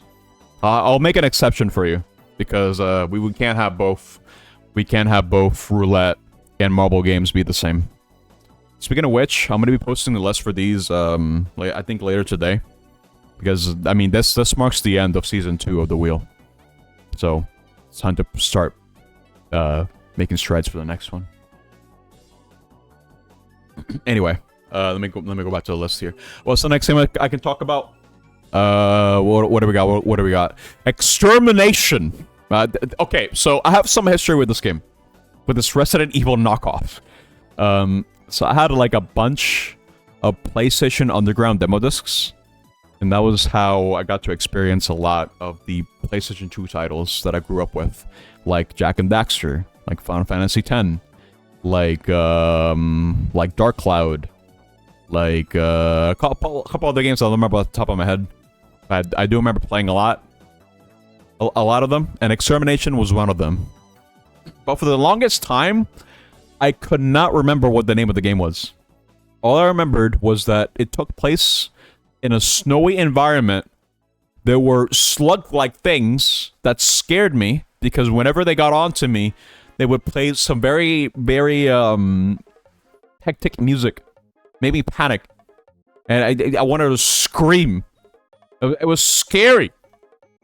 I was getting exterminated when I was like 8 years old. But I didn't remember what the game was actually called. Up until Carl actually suggested the game, and everything just came back to me. And I haven't experienced the game proper. It's a, I believe it was like an early PS2 title, and you can kind of tell as well. In concept, it's cool. It's funny. The funny FMVs and the voice acting. It's a game of its era type of thing. It wasn't made by a high-profile developer as well, which kind of adds a little bit more to the campiness and to the to its charm. But when we look at the gameplay side of things, it's kind of scuffed, if you ask me. Kind of a scuffed game. It tries to be like Resident Evil. I kind of feel like it mostly succeeds, but honestly, part of the reason as to why I don't really like the game very much is because of the final boss and the way that it was handled. I don't think it was good. It was just trading blows up until I won, and I kept dying for it. Final boss is the main sticking point for me when it comes to this game, and it wasn't very good. Like, I kind of like bogged down the experience for me, if you ask me. I still think the FMVs are funny. The voice acting's funny because, you know, we're talking about like early 2000s voice acting. Back before it was more high profile, then people started taking it more seriously. It was like a byproduct of what came before with 90s voice acting in video games. But it has that campiness that I enjoy when it comes to games like this. But it also has a lot of that scuffness that I don't really like when it comes to gameplay. It's a hard game for me to recommend, especially nowadays, because I kind of feel like it doesn't really add anything to the survival horror genre. It just kind of exists. I think there's a reason why people don't really talk about it, other than the fact that, oh, it's an early PS2 title. Sort of. It exists. It's cool, I guess. It doesn't help that it has such a generic title. Doesn't really make it stick out. But I gotta get credit where it's due, honestly. Because, I mean, it being a Resident Evil knockoff, it's fine, because I do like RE1. I actually really liked RE1 a lot. And I'm looking forward to playing the other RE games. But, yeah, Resident Evil this ain't. It's trying to be, but then I don't think it worked out very well. So I'm gonna put this in C rank. I think it deserves there. It deserves to stay there. If you were there, you know what I'm talking about. If anything. But there were some very unfortunate deaths, a lot of setbacks. Kind of made me a little bit annoyed at the game. In a lot of ways. But I would not recommend this game. That's the point I'm trying to make. I would not recommend for you to play Extermination. I do not think it's worth it. What I think is worth playing, though, is Gravity Circuit. Here we go. This is the best one. I actually really like this one a lot. I like Gravity Circuit, dude. This is a much better Mega Man game than Luminous, if you ask me. It's a much better game. In presentation, in music, in the way that it controls especially. I really enjoy Gravity Circuit. This is where I give a Mega Man fix, if anything. Because this plays more like X and Zero. And I like Schmovement, dude. Wall jumping, dashing. Whole bunch of other Schmovement options. Add Schmovement and fast-paced platforming, and I will instantly love the game. Because that in itself introduces a skill ceiling that I enjoy climbing. I really like games like this. I really enjoy Gravity Circuit a lot. I think it was a fantastic recommendation. Turns out that these three games are from genres that I really enjoy. Got to agree that the tokusatsu vibes of the game, alongside the beautiful art style and music, are amazing for GameCube. Wait, what are we talking about? Wait, hold up. You lost me. What are we talking about? Oh, Gravity Circuit. Okay, that's I read that as GameCube. Wait. No, I'm a sucker for pixelated art style too. I feel like that will never get old. We can get some crazy detail when it comes to sprites. I generally always preferred sprites over 3D games, honestly. I have a bias towards them. I like colorful games like this. Really sticks out. It's easy on the eyes, if anything. Easier on the eyes. But yeah, no, this game has movement. This one is definitely a Mega Man like 100% and the way that it's structured and everything else. It has a nice little balance between combat and platforming as well, because I also think the boss fights are definitely a highlight as well. A lot of ways to tackle them. Pretty intuitive to fight them. A lot of different ways. It's a game that's all about player expression, because there's also a lot of customization options. And I also enjoy that aspect a lot. It's really good. Omega, you recommended this game. Was good. I got you. Stuff like Ultraman. Oh, like stuff like that. Okay, all right. I understand. What else was I gonna say? This is definitely one of those games that I want to come back to and just try to get 100%. Oh, I think I did get 100%, didn't I? I think it was thorough in trying to get everything, at least for the first playthrough. But there's certain challenges that I can do with this game as well. You know, like no hit runs or hard mode runs. Trying to, you know, just trying to go faster, trying to optimize your runs. So optimizing runs here sounds like it would be really fun, like a very fun process. It's not really frustrating because I feel like a lot of the mistakes that you would make are most definitely your faults, and not because the game decided that you just lose. We have encore levels now too. Yeah, there's a lot more for me to experience with this game, and I'm just heavily biased when it comes to games like this. Honestly, I really like Mega Man X. 1 in particular. 2 is great. 3 is garbage. 4 is great. 5 is good. 6 is garbage. 7 is I never played, but I know it's garbage. And 8 is a game. I don't know. But, yeah, this game's great. I recommend it. Gravity Circuit, high recommendation. Thank you, Omega, for recommending this. Very cool. That being said, moving on to the next one. Which one did I play next? I think it was Ratchet, right? Yeah, I'm pretty sure I played Ratchet before Outer Wilds. The reason why you mentioned Tokusatsu for Gravity Circuit is because the protagonists and enemies' armors look very similar to the vibes. Yeah, they're very Sentai. Yeah. I get a lot of Sentai vibes from the way that they're designed. I think they're cool. I didn't really grow up with Sentai necessarily, but looking back, I kind of feel like I would have really liked engaging more with it, because they're usually like very over the top, very very cheesy, very corny, but also very hype at the same time. And then I grow up with Sentai, no, but yeah, I know Kai did too. Power Rangers was super popular here in Brazil. I can imagine. In Latino America, I think they were also pretty popular. Kamen Riders, yeah, dude. I just love how over the top they are.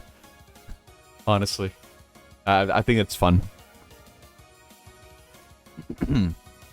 That being said, moving on to Ratchet 2. Ratchet 2 is a much better game than Ratchet 1, if you ask me. Ratchet 1 laid the groundwork for Ratchet 2 to be the blueprint for the rest of the series, more or less. Because, it's bigger. You got more guns. You can level the guns. You have more levels. Like, the first game is a little bit more mellow than the second game. But, you know what? I still gotta give the first game some credit, because I did enjoy it a lot as well. Particularly the dynamic between Ratchet and Clank as characters, and the way that the game control was also accommodated. Because again, Ratchet 2 was the first game where we could actually do some strafing, which is going to be like pivotal for the series moving forward. But I think Ratchet 2 was a cool game. Cool. Moving on to Ban You. No, that's you, dude. Sorry. Ratchet 2 is a cool game. What else can I say about it, though? Other than it being cool. Some highlights for me were definitely being able to level up your weapons, because that adds to the mystique as to, oh my god, what's this weapon gonna do once you level it up? I mean, even you can level up as well. You can get more hit points by just killing enemies, and it all feeds into the system, into the core systems of the game nicely. You kill enemies, you level up your weapons, you get nuts and bolts. You can sell these bolts for weapons that you can keep leveling up, and it just kind of repeats. It's perfect. Everything works as it should. Everything works smoothly. I think it's great. Oh yeah, animations on. Yeah, presentation-wise, Gravity Circuit is great. Yeah, I agree. Ratchet and Clank is very good. I actually kind of feel sad that I missed out on Ratchet and Clank growing up. I feel like I would have really liked these games for sure. But no, yeah, I think Ratchet 2 is a better game for me, at the very least. It's better. More guns equals more fun. And it's definitely one of those games that really encourages you to do New Game Plus, because there's a lot more for you to play with as well. New Game Plus sounds even more fun. That being said, I think Ratchet goes here. Because I still feel like it's kind of a little bit janky in some places. You can kind of tell that was also a little bit rushed, especially right at the end. But, because the game kind of ends abruptly, too. I don't like that. I didn't feel like, that the conclusion to everything that's been building up to was really all that great. But, gameplay-wise, I think Insomniac had something here. That's something very good. And they did, because they just kept making these. They kept making more Ratchet and Clank games. I'm looking forward to playing the third game. Or I really like this one. Okay. Moving on. 2. Which one did I play next? Roulettte Squad. Oh, man. This one is kind of a hard one to talk about. Because at some point it was here. Like on A rank. At another point it was on B. At another point it was all the way to D. And at some point it never really recovered from that. C for Cruelty. I like how the range this game looks. How it's designed. And everything. There's some artistry when it comes to the way that it's designed, honestly. Like, it just does not care about any conventional ways to, like, explain to you things at all. It just kind of throws you in and just figure it out. I like that, honestly, because it gives me a chance to be like, okay, it's gonna be like one of those games where I have to play it once, screw around for like a little bit, and then do another proper playthrough. Or another proper start, now that I have a better understanding how everything works, and try to do better runs that way. Because at its core, I feel like it's very fun. But at the same time, I feel like at some point, you do have to explain at least a little bit how things work. Because I was playing on hard mode for the longest time, and I didn't even realize that. So it kind of botched my experience a little bit. Especially near the end. When I made it to like the final level, and it took me like over an hour just to be able to make it to the end, only to die anyway. And it was just starting to get really frustrating. If I had the knowledge that I was actually playing on like the hardest difficulty, I would have probably tuned it down. But it's one of those games where if you need knowledge. The benefit of hindsight is what benefits Roulettte Squad the most, I think. Now, if you know what to do in the levels, if you know what equipment to use, then it becomes a blast, because now it becomes a matter of, okay, how efficiently can I do this now? But it's overly punishing, I feel.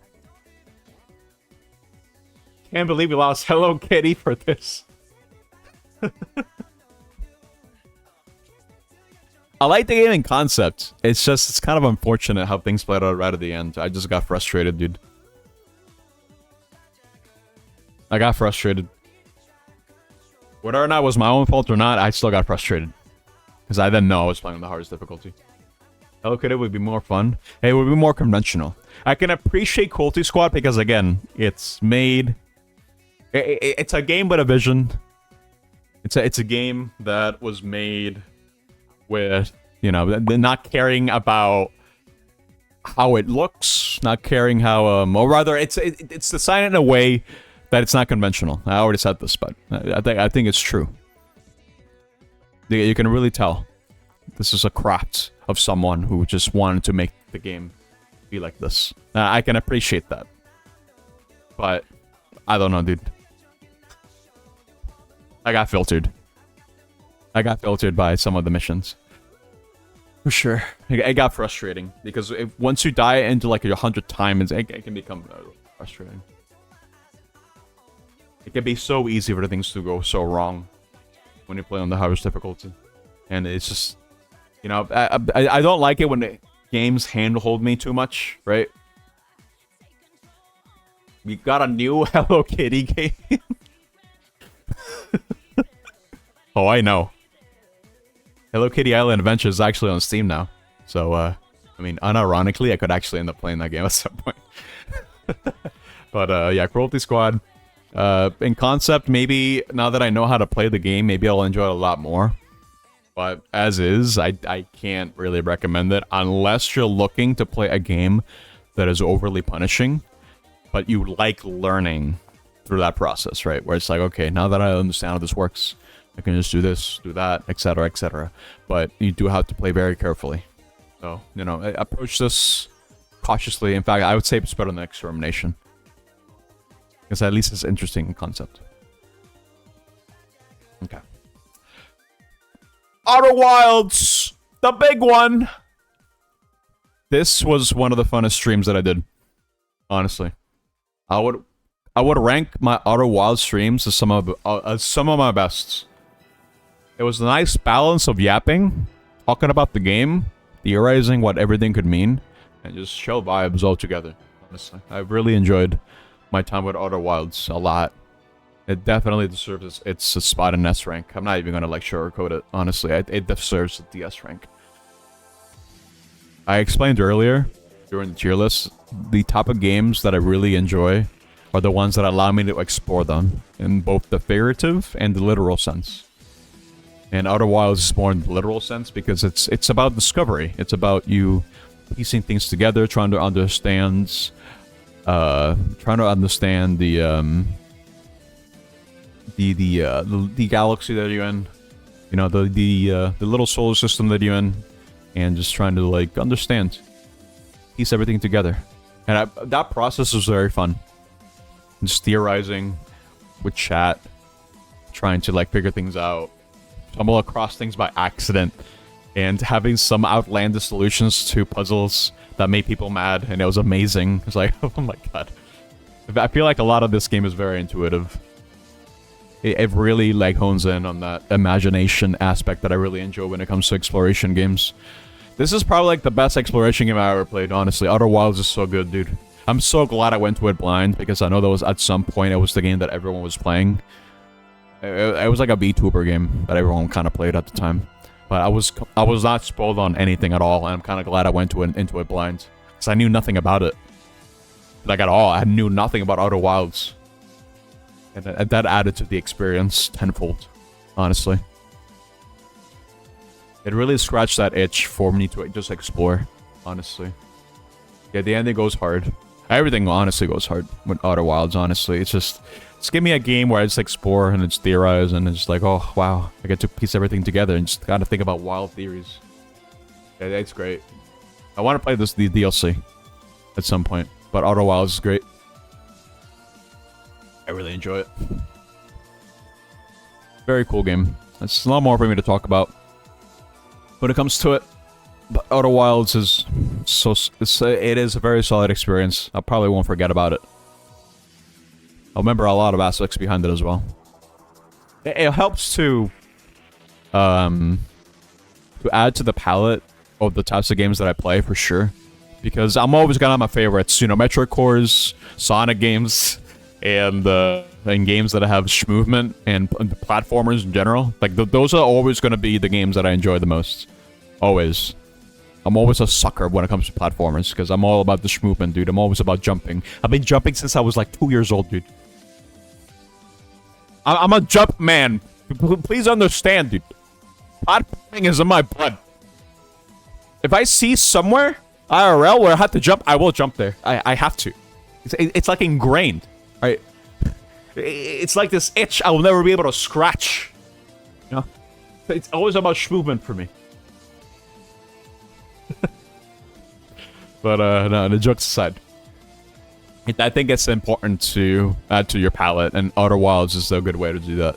Because generally speaking, I do feel like exploration games get a lot of flack because, you know, they're not really mechanically very they're not mechanically demanding necessarily compared to something like a platformer or like an action RPG, but it can be engaging in its own way with the way that it has to think about puzzles, how to piece everything together. You know, it's a different way of thinking, and I feel like adding that to your palette is, I think, it's good. It's good, and I think this is the best one for sure. The best exploration game I've ever played, easily. Outer Wilds was a strong recommendation from Aiko. Thank you, Aiko. I think this one was really good.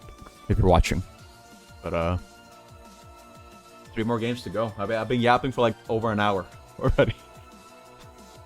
It's not gonna be 2 hours. I wasn't expecting to do this for 2 hours. No, maybe like an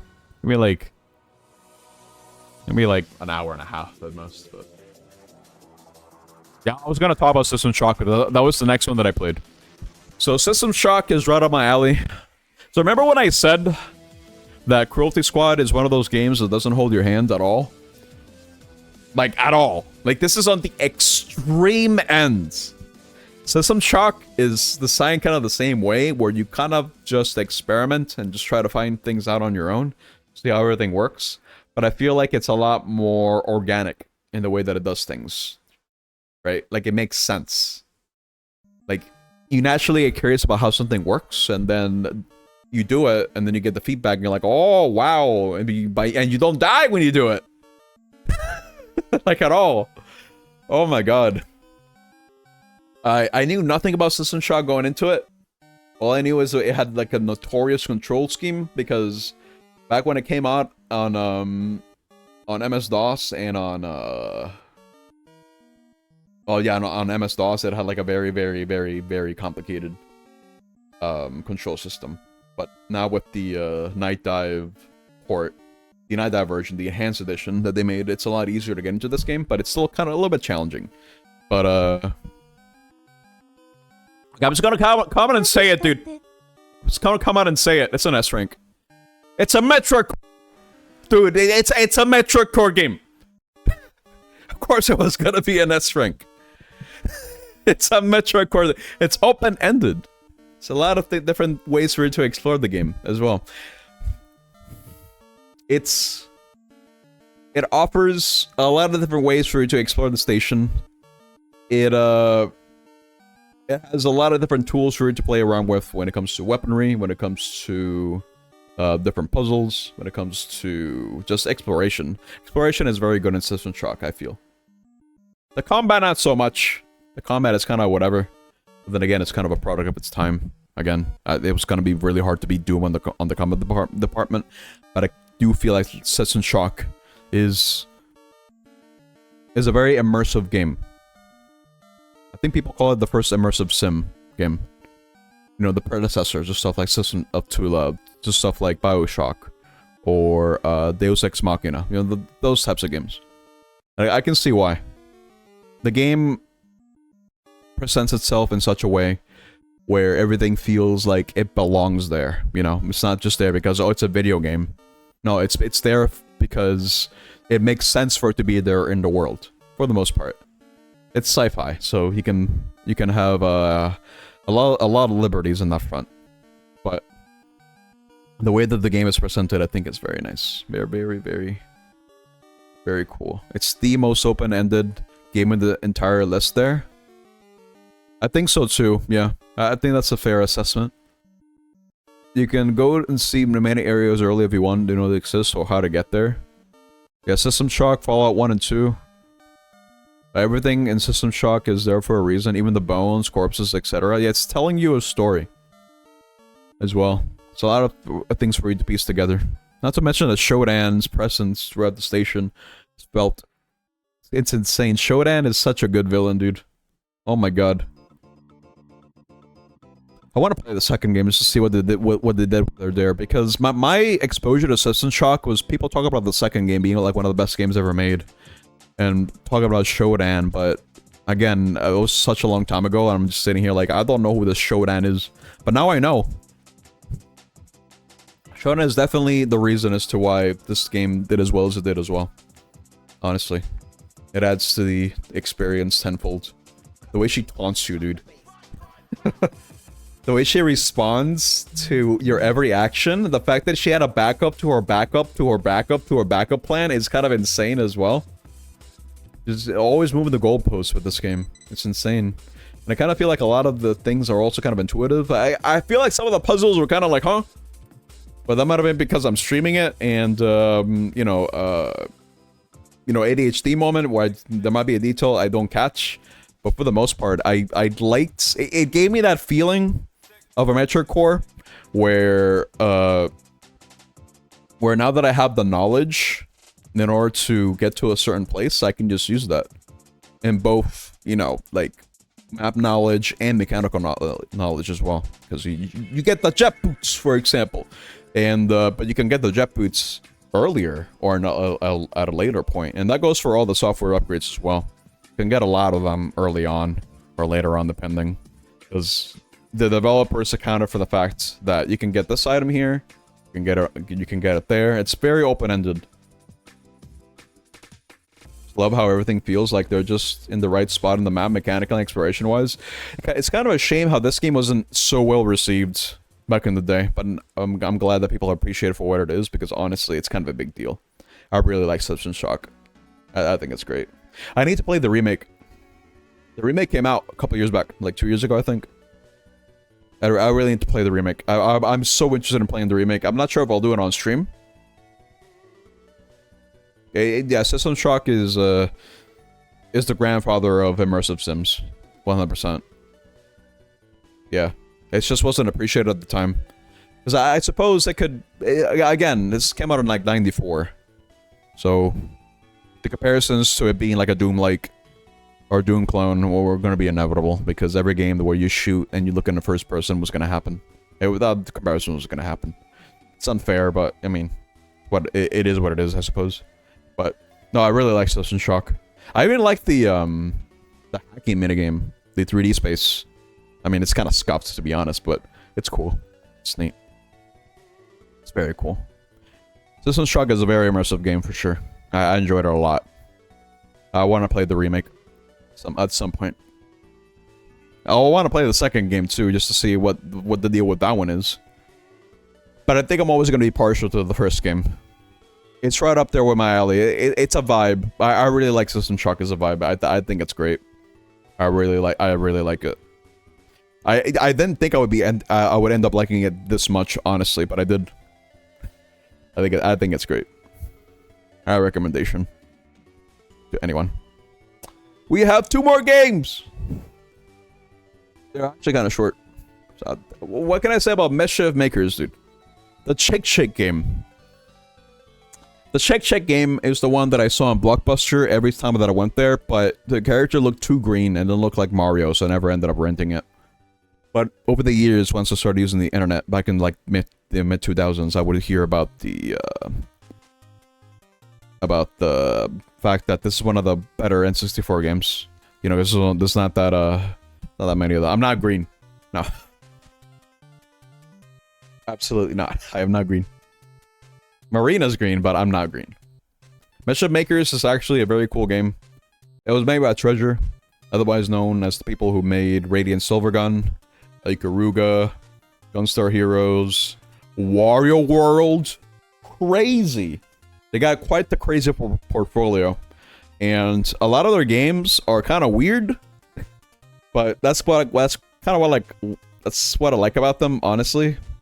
Their designs are pretty out there, and this game is no exception. This game's really cool because it introduces cool gimmicks in a lot of levels. The boss fights are also kind of a highlight, if you ask me as well. It's a cool game. Pretty short. It's on the short side, but I kind of feel like I would have enjoyed this game as a kid if I rented it, if I actually give it a chance. For sure. I'm not green. This is like the perfect rental game, if you ask me. But again, it flew under my radar. Because, again, it was in Mario. You will be playing System Shock 2? Let's go. I want to go into it completely blind. So, I don't think I'll be able to tune in. Sorry. Like, I don't want to know anything about System Shock 2. When it comes to playing new games like that, or new experiences, I want to go into them blind. I don't want to know what happens. I want to get that sense of genuine surprise, of wonder, and etc, etc. But yeah. Anyway, Mischief Makers is cool. I enjoy it. It's green. The shake shape mechanics, I kind of feel like, are also cool. I mean, the way that the game controls is also interesting because it's one of those games that actually uses the D-pad, which is kind of insane. You're not reminded System Shock 2 Remaster is eventually. What, is Night Dive taking care of that? Did they ever say they'll make a like a remaster version of System Shock 2? Yes? Dude, they took like 6 years. Coming soon. No, dude, they took like 6 years for like the System Shock remake. It's kind of insane. I say 6 years. I'm not even sure it's been long, but I know people have been waiting a long while for the System Shock remake. Yeah, this is a remaster. Yeah, so eventually, right? I just asked, I can probably just ask someone to be like, hey, insider info right now, tell me when is System Shock 2 remaster coming out? Because then I think that'll be the perfect time for me to play the game.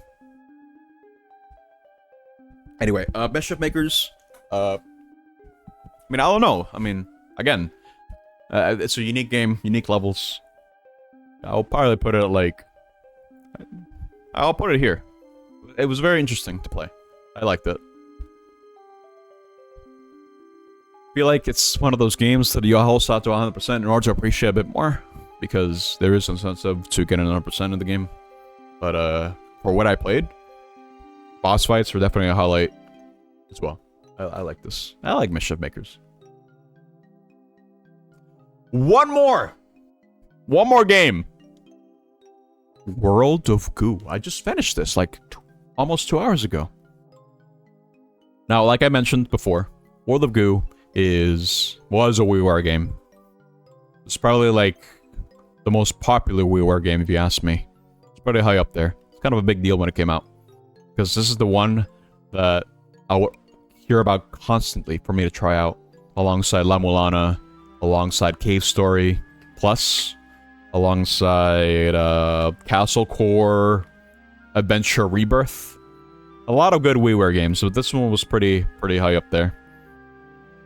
And I can see why now, because I mean it's a puzzle game. It's physics based, and honestly, I kind of feel like dude, no, I really enjoyed World of Goo. Well, Dead by Daylight. We're talking about the true game, not the board game. Oh right, yeah. I don't have it. I thought it was free. Is Dead by Daylight not free to play? What? I thought it was. Remake for System Shock 2 looks better than the remake for System Shock 1. Oh, the remaster, you mean? I think they kept it looking more like the OG as opposed to the first game's remake. Okay, I got you. I think your issue with the first game's remake is the fact that it looks too realistic. Yeah, the medical area looks very dark for what I've sampled. Very dark, very gritty. Doesn't have the jammer music. But yeah, I don't have the game, by the way. I don't have Dead by Daylight. What was I saying? I forgot. Alright, World of Goo. World of Goo, I actually enjoyed a lot. I like puzzle games. This one's more physics-based. There's a lot of different ways for you to solve different problems. So, for my more outlandish solutions, I kind of feel like it accommodated for my brain. That's what I'm trying to say. It accommodated for the way that I tend to solve a lot of these puzzle games. So, I think, I mean, I don't know, I kind of feel like this is too recent, because I feel like I'm going to be repeating myself a lot when it comes to World of Goo. Because every world felt pretty different. Every world was very, what's the word? Like, it had different mechanics that I wanted to explore. And it was cool. It always kept me awake. It always kept me thinking about how to solve a certain puzzle. And I kind of do feel like the dev made sure to cover all his bases when it comes to what different things could I do with all these different types of goo. How many goos can I shoot? You know? Like in World 4, we get to shoot the goos. Or use the balloons to like offshoot some of the goos. You know what I mean? It's cool. I think the physics here makes sense as well. It's fun. It's very fun. I honestly kind of want to play the sequel now. It's a very silly game, but it's a game where I can brainstorm a lot I'm just kind of like, you know, I can yap while I'm brainstorming. It's chill. I had a lot of fun playing World of Goo. It's very casually. It's very creative. It's very cool. I'm so kind of laughing at the one particular level that I was stumped for. That was actually like a 2-second solution.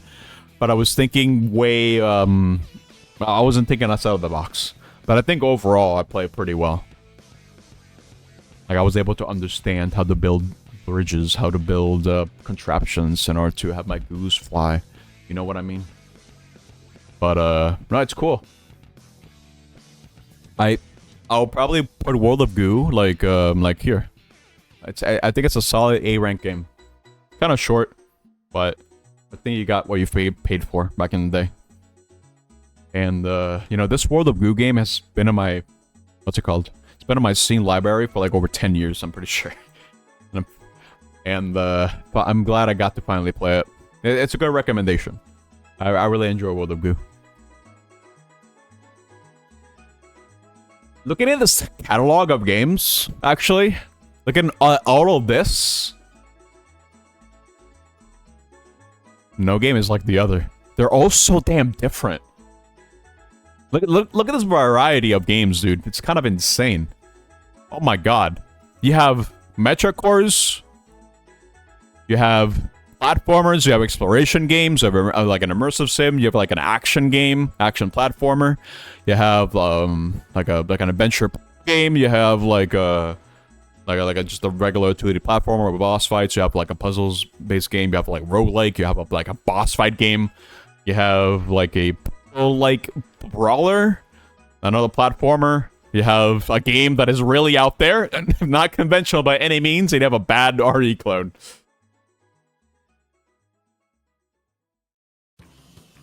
What?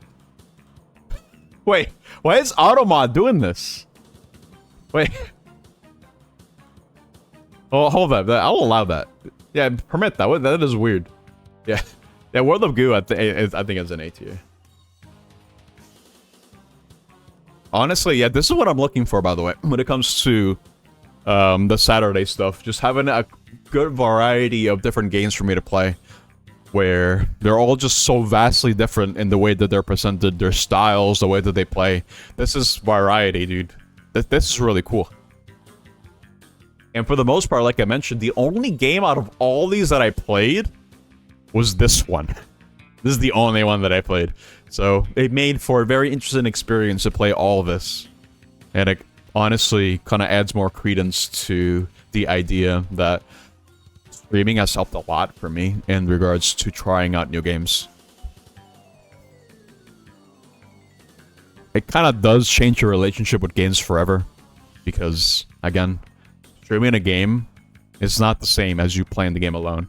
Because... at least with the way that I stream games, because I like to yap. And when it comes to yapping, you know, it's kind of like dividing the attention between what I'm doing, what I'm saying, and between paying attention to what people are saying. So, streaming the game, you think feels better. For me, it depends. Because I feel like I can't make every game stream work. I don't think so. I can make most of them work. I feel like for an RTS, maybe not. But maybe with the Halo Wars that I've been doing with Flora, maybe that's not the case necessarily. It's going to be a lot of yapping when it comes to the game itself, where I'm just going to brainstorm a lot, if anything. But... oh, maybe depending. I guess it just depends, probably. Yeah, it's a shared experience. I don't mind it. It's just... it's a different experience from playing it on by yourself, you know? It's different.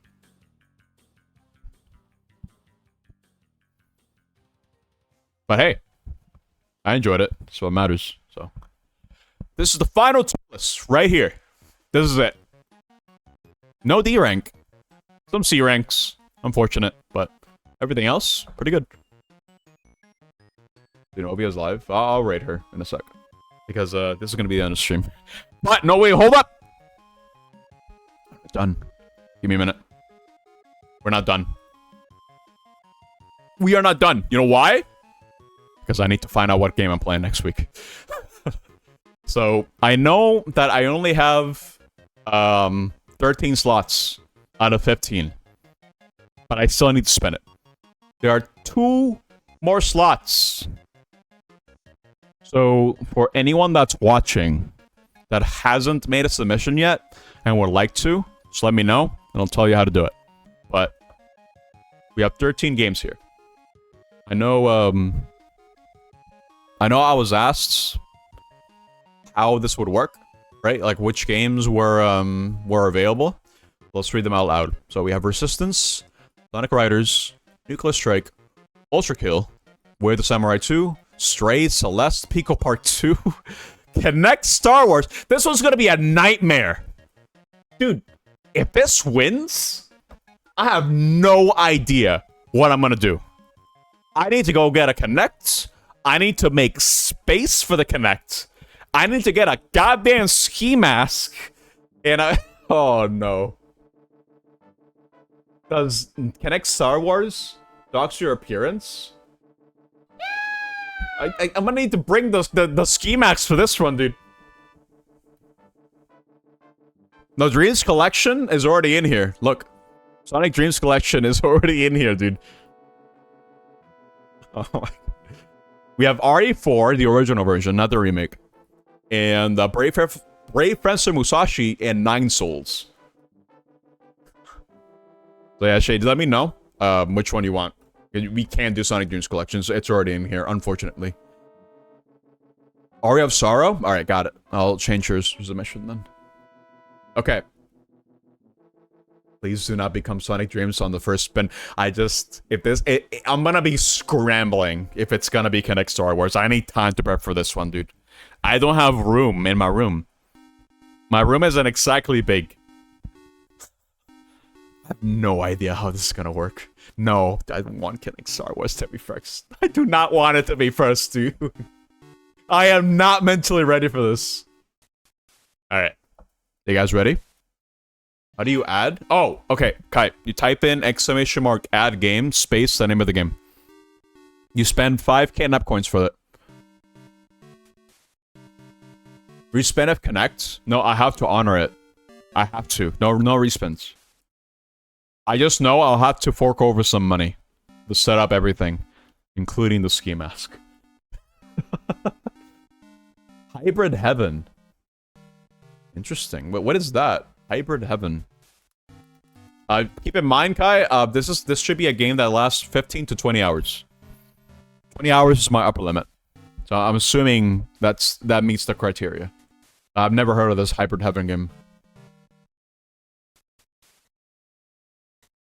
Can't believe we finally spent nap coins. I'm so happy. It took him forever. You're missing just one submission now. Peace up! He's so right. I've not hired that this entire game. It's fine. Alright, I'll trust you. Cool. It's 15 hours. Alright, that's perfect then. Alright, we have 14 games done. Don't let it be Connect Star Wars. Are you guys ready? Are you ready to spin the wheel?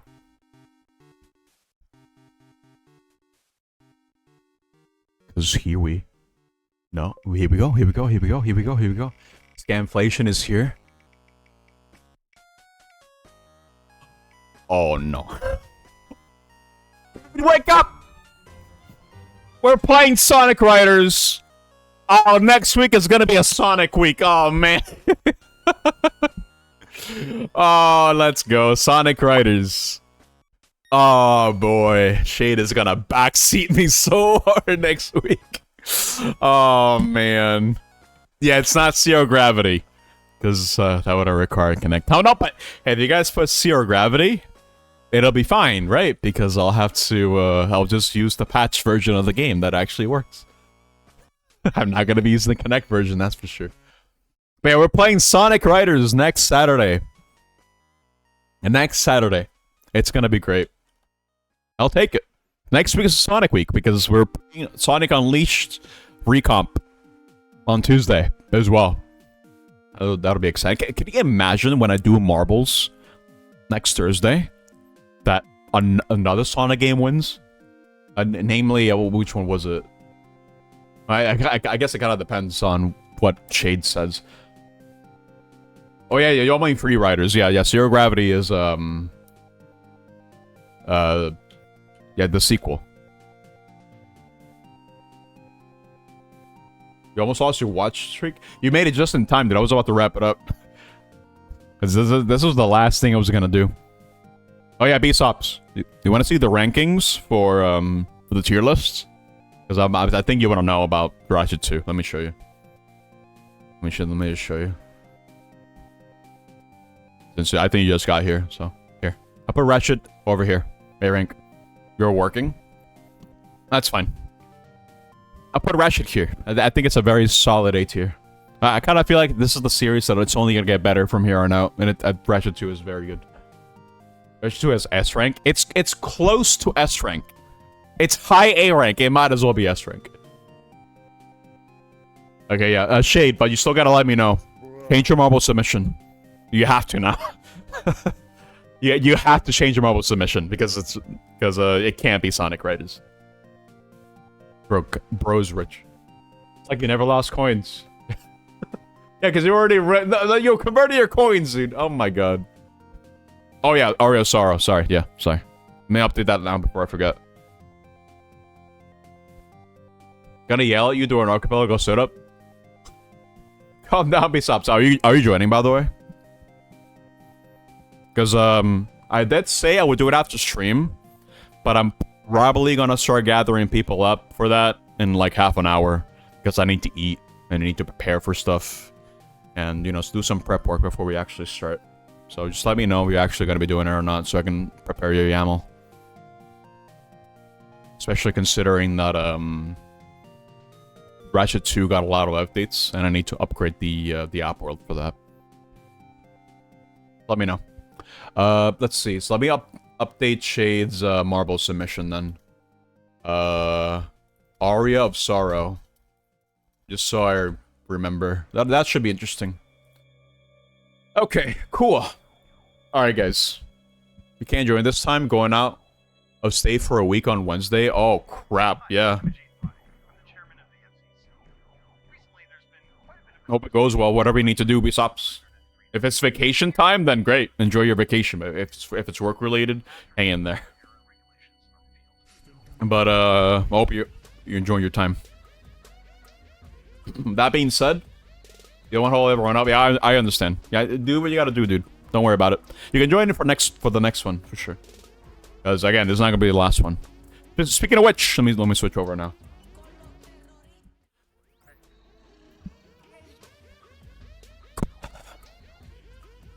That's gonna do it for this stream. It was mostly a yapping stream. I yapped for like 2 whole hours. Because World of Goo was very short. But here we are. Cool. I need a break. Again, I'm gonna be hosting an Archipelago randomizer stream. A randomizer session, not a stream. It's gonna be asynchronous. So that means that you can play at your own leisure. You don't all have to be there at the same time, like I usually do on the ones that I like to host on stream on Saturdays. Which, by the way, I have a poll up to decide which one we're going to be doing for this month's synchronous archipelago. But I'm kind of leaning more into the end of March because I kind of feel like that's going to be the least disruptive for me. But we'll see how this goes. Make sure Nap suffers. God damn it, be subs. Okay, but yeah, I was gonna mention join my Discord if you want to know more information regarding that. You can also keep up to date with announcements as well. And yeah, I'm gonna be hosting the Archipelago thing in like half an hour, so be there. I'm gonna add everyone to let you guys know. I'm gonna be start setting everything up, so we can at least get started. We gotta do a test archipelago to see how cursed your progression is. It means that no one gets to do anything. I'm pretty sure. It sounds extremely cursed. But we'll see how that goes. Also, yeah, since we met the goal with the Nepcoin progression bar, The next goal is gonna be cursed settings for the next archipelago. That's for the Saturday ones. So if you guys are able to amass enough NEP coins, the next session will end up being cursed. Like, everyone needs to be cursed. So if you want to do that, then start progging, dude. You can either prog or use NEP coins on stuff like the Ad Game Redeem if you haven't done so already, or the what's it called? Or the marbles in general. But okay, that's gonna do it for me, guys. Thank you guys for watching. It was chill. I got to yap today, but now it's time for me to rest a little bit. She said that Xeno was live, right? Let's see. I want to double check.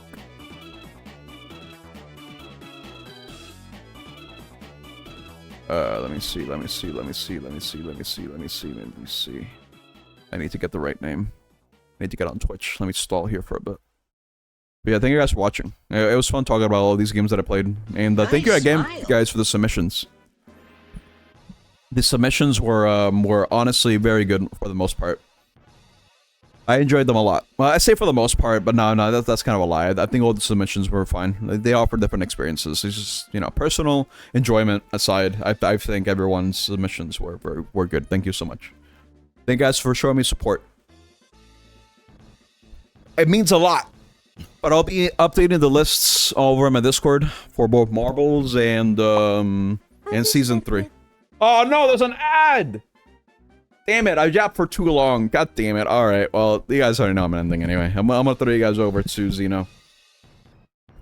Say hello to her for me.